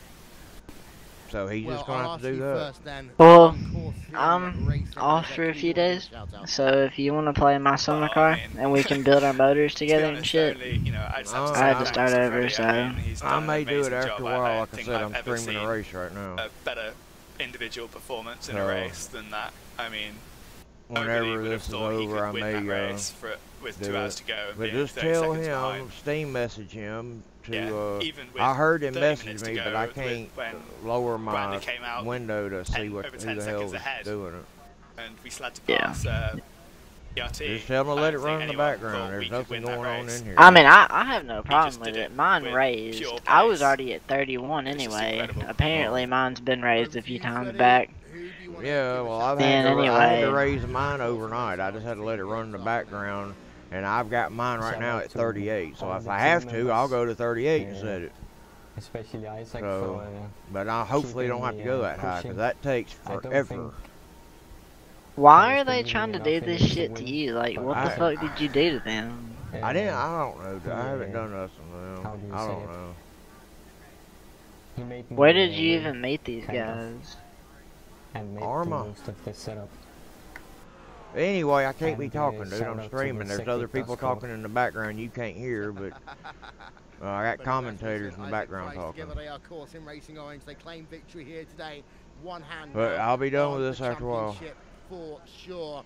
Next up, we are gonna. If you go to Gamer YouTube, I think it's Gamer YouTube, whatever the YouTube gaming channel is, just put in my name, Mark we're Nichols, have ourselves and David Williams and Mitchell de Jong here in the commentary Alright. booth. Mitchell, I'll come to you first. In the end, you I say think it's that's 2 it. foot Gamer too little, YouTube, and it just YouTube's, didn't happen it's for you in the YouTube's end. gaming A very channel. bold call to go for the 3 tires, for the 3 no tires come towards the end of this race. Everybody's so in terms starting of to go your over racing, there instead of Mitchell, doing you know, Twitch how now, do you sum up from what I'm was hearing. almost the greatest hold on a race that we've ever seen? Yeah, thanks. I Yeah. think it was YouTube a streaming's good race gotten for us pretty still. famous. I think the Mercedes is still just the a gaming bit, side of YouTube. underperformer here compared to the McLaren. Yeah. So I think it was still a good race for us. We tried to have a Really pretty fucking faultless people race up. and had a bit of a different strategy the whole time compared to the others. Just to I hate. have a really Well, short stint in shut the up, shut end. up. And You hate what? it seemed like we were I gonna said make like. it work, and I said you know, like just- I just would a I few would little honestly things hate that, cost to us be time, a like half a second here and YouTuber there, because and like ultimately nowadays in the there's so in the much end, shit it's really that unfortunate is that changing and know, evolving is a difference maker, and like but, it'd just be a pain in no, the I ass mean, to keep up Core with did a everything fantastic job to because win once again, and like whatever an you know, audience it's, sees that they it's just a good race instantly for us. like David it ends and, up being everyone else, the team with the car and stuff like that did a fantastic like nowadays job you this can't time, just have an audience and, that would yeah, stay I with you. think it's awesome It's having a gotta be like, 3 oh, we Pointy like cars in the this top better 5 as well, quality. so, Fuck it you, was we're a going good over day for here, us. you know. Certainly was, but It'd from be a one piece of core shit. car to another, because it was the Yeah. Heusinkveld core machine that was causing you really a couple was. of issues coming towards the last 2 hours to go, and then for the final half an I hour of the race, we called it Schrodinger's overtime. Well, do you let him through or do you stay ahead? And you decide to stay ahead in that one, which, in my opinion, is the right decision. But in terms of, for you, what was it like having lap traffic hear behind yourself. you who you knew was Yeah. quicker at certain points in the circuit? Yeah, the difficult part for us is we Yeah, were you're- I you're mean, we were on talking such over old the tires. commentator. We had like 40% tread remaining, so Oh damn. it was I looking hate good shit. up until like I'm on let's my say phone listening, but anyway, 7 yeah. laps All right. into the last stint Just there. tell him to and then just let it suddenly, keep running, dude. The car was getting faster and faster as the fuel All went right. off. Gap was looking okay, and then suddenly the tires just completely fell off a cliff that we weren't expecting. And Well, then it was James just is like, fucking. I couldn't even He's move out gotta of the be line at all, probably otherwise I low, would 'cause, probably he's been spin. banned from enough shit. So He's it been was banned from tough what? because I think they had front end damage, so they couldn't As really you get banned from pass us on the TeamSpeak straights. servers, it can lower your so security there wasn't level. really a good Oh. opportunity with Frederick closing on us. And so we all quickly, know so James It had was his like fair if we share of stayed bans. ahead and didn't have any issues, I think it Yeah. would have been perfect. But yeah, then they were much quicker and things like that. So you know, it's a tough call. Like if I let them by as well, I would have massive dirty air, and the car was not turning already. So I think that would have been way worse for us. But you never know. It can always be different in hindsight, but it's a tough call. It certainly is, and David, I'll come to you right now because you had to anchor the middle part of the stint. You had drivers around you like Beneke, you had Isaac Price that you were trying to close down in your stint as well. And for you, it was a case of turning laps today and just making sure that those new tyres were going to come into play. Was it always going to be a case of you doing one stint today, or were you expecting to do more? I think we decided today that we basically had to go with Mitchell for as long as possible. He does have a slight pace advantage over me, so by about 0.2 a lap, pretty much, maybe more. So we decided, yeah, to limit the driving as much as possible with me in the car. But yeah, still, I obviously had fresh tyres as well, so I definitely don't envy the job that Mitchell had to do, especially the last 3 stints without, well, he had to inherit my old tyres and then make them go another, you know, 2/3 of a stint. So, and with all that pressure of Fredo catching up, it was pretty awesome. Was a difficult challenge, but David, the final race of the season in only a 6-race championship happens on September 9th, I do believe it is, at the Nürburgring. And well, when it comes down to that final race, do you feel that now the championship surely now has to be out of reach of everybody else this season? And do you feel that you're maybe fighting for second place now with the likes of the Inexes and the Evolution Racing teams rather than fighting for that championship win? It's really starting to look like that, isn't it? We had a bit of hope left going into this race. We guessed it would probably be our strongest race. The Mercedes was somewhat competitive here, but yeah, unfortunately that hasn't happened, and Core have done an awesome job again. So yeah, I think you might be right there. We were fighting with Inex Red as well, or at least looking at their position, and they had a difficult race today. So I think P2 is still doable in the championship. It certainly will be, but David, position 2 for yourself and Mitchell. Any shout outs and sponsors you'd like to give here? Sure, thanks to everyone in the team for pulling together for an awesome result. Obviously, yeah, like Mitchell said, 3 cars in the top 5. And thanks to our sponsors, Virtual Racing School, Husink Veld, SimQuick, Andwern Design, JRT, and of course you guys. Thanks a lot. Not a problem at all. From qualifying first in the Road to Pro for Blancpain, it is now second-ish in the championship, there or thereabouts, of David Williams and Mitchell de Jong. A fantastic effort from them today, Will, but one that was just 2 foot too far. It was indeed. And actually, the next group of people we're going to talk to are going to be Commander drivers as well. We've got about 5 minutes left before we have to wrap up our coverage tonight. So we're going to start by talking to Commander Sim Sports here. We're going to start by talking to the number 18 machine coming home in 4th place, Jeremy Bouteloup. Well, you did quite a lot of the driving in that one. Talk us through your team dynamics and how your race went down. Jeremy. Buddy joined your channel. Jeremy. He's streaming. Yeah, does he still think he's a Mark. driver? Go on, Jeremy, go ahead. Sorry, I actually So let's get on to hear your what you just said, so Buddy if you left don't your mind repeating, channel. that would be great. P4, started 9th, worked your way into the top 5. Talk us through your race, talk us through the team dynamic, talk us how your race went and worked. Buddy left your channel. Well, I think it went quite well. Preparation was good. We did a good job in being ready for this race, so that was a really good point. Quali also went really well. I mean, I was quite surprised to be actually that close from Mitchell, because he was really faster than me in practice. As for the race, it was okay at the beginning. A bit, it was a bit really close actually, with in kind of the mid pack around P10. So I had some close moments with others, but made it through the first stint, and then we decided to take tires for the second one, which might have been a mistake because we had catch up to do.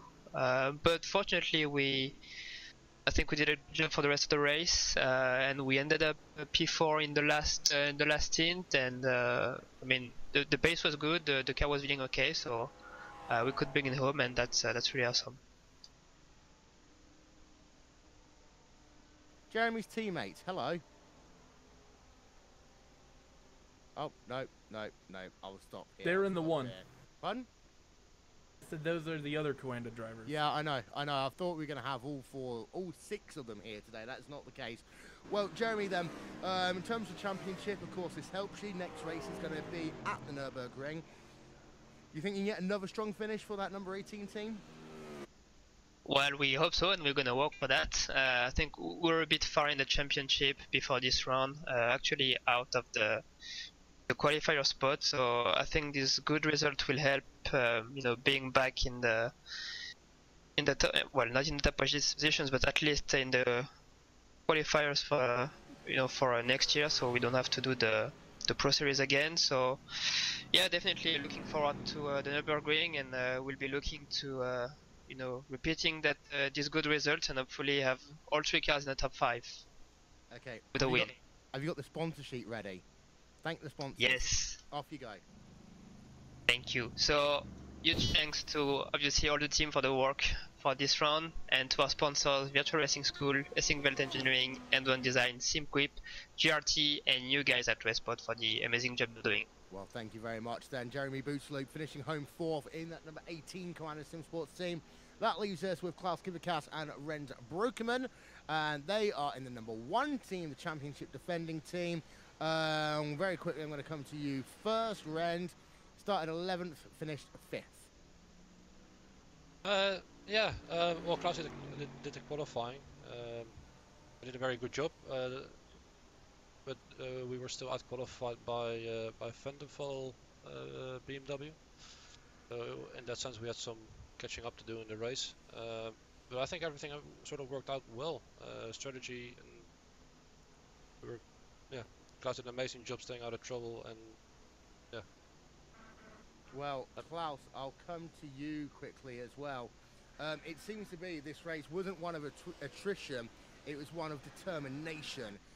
Just how hard was it to run at this racetrack today? Well, the first stint was really difficult because, as Rens said, we didn't really qualify that well, and we were surrounded by Mercs and McLarens. And yeah, they were just basically passing me left and right, and I was dropping like a stone in the standings, and I don't know, I kind of wanted to defend, but at the same time, there's not much you can do with this car against those cars because they're just so much quicker on the straights. So it was difficult to stay patient there. But then, you know, once the strategy started to play out, it was actually, you know, pretty straightforward because most teams seem to be on different strategies, and we were sort of just minding our own business and doing our own race, just seeing where it would take us in the end. And luckily, it worked out pretty well in the end. Which one of you two's got the sponsorship sheet? Well, we just leave that to the one Jeremy did. Anyone else you want to thank? Anyone at all? Well, yeah, all my teammates, of course, for the preparation and the motivation, and you guys for the amazing broadcast. And Klaus, what about yourself? Yeah, well, thanks to the teammates, and thanks to Rens for doing a great job, and thanks to all the sponsors. I think Jeremy went through them already. Yeah, and thanks to you guys for the broadcast. Well, thank you guys. Commander Sim Sports, 3 cars inside your top 5 here today. And well, final thoughts. You get 30 seconds each. I'm starting with you, Randy. Easily the best race of this championship, the best race of the checkered flag. Huge shout outs to both Frederick Rasmussen and Mitchell de Jong. One of the closest finishes probably in World Championship history. Came down to that last lap pass, just inches between. And my thoughts and prayers to Jack Davison, who has to figure out what in the world to cut for the highlight video. Indeed so, Jake. An absolutely fantastic race, which nobody else can really match unless you are trying to manipulate every single thing that has happened during this race today. I think the championship now looks very much more decided than it did at the start of today.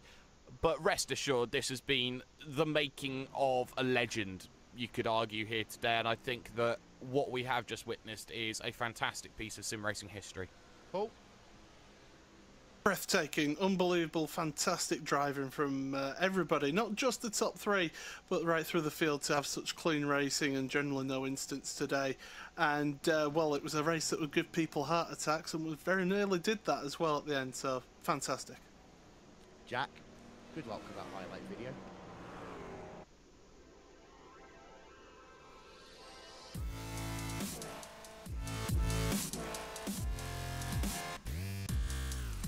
Well, thank you very much then to everyone who's been a part of our coverage today, to all the fans, all the drivers. What a race we have seen in the 5th round of the Blancpain GT Series.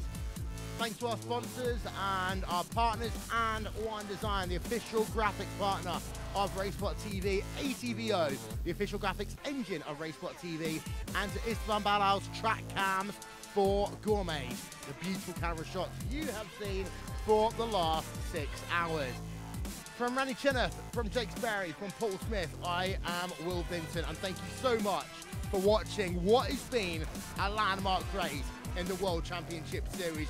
We'll see you all at the Nürburgring. Good night.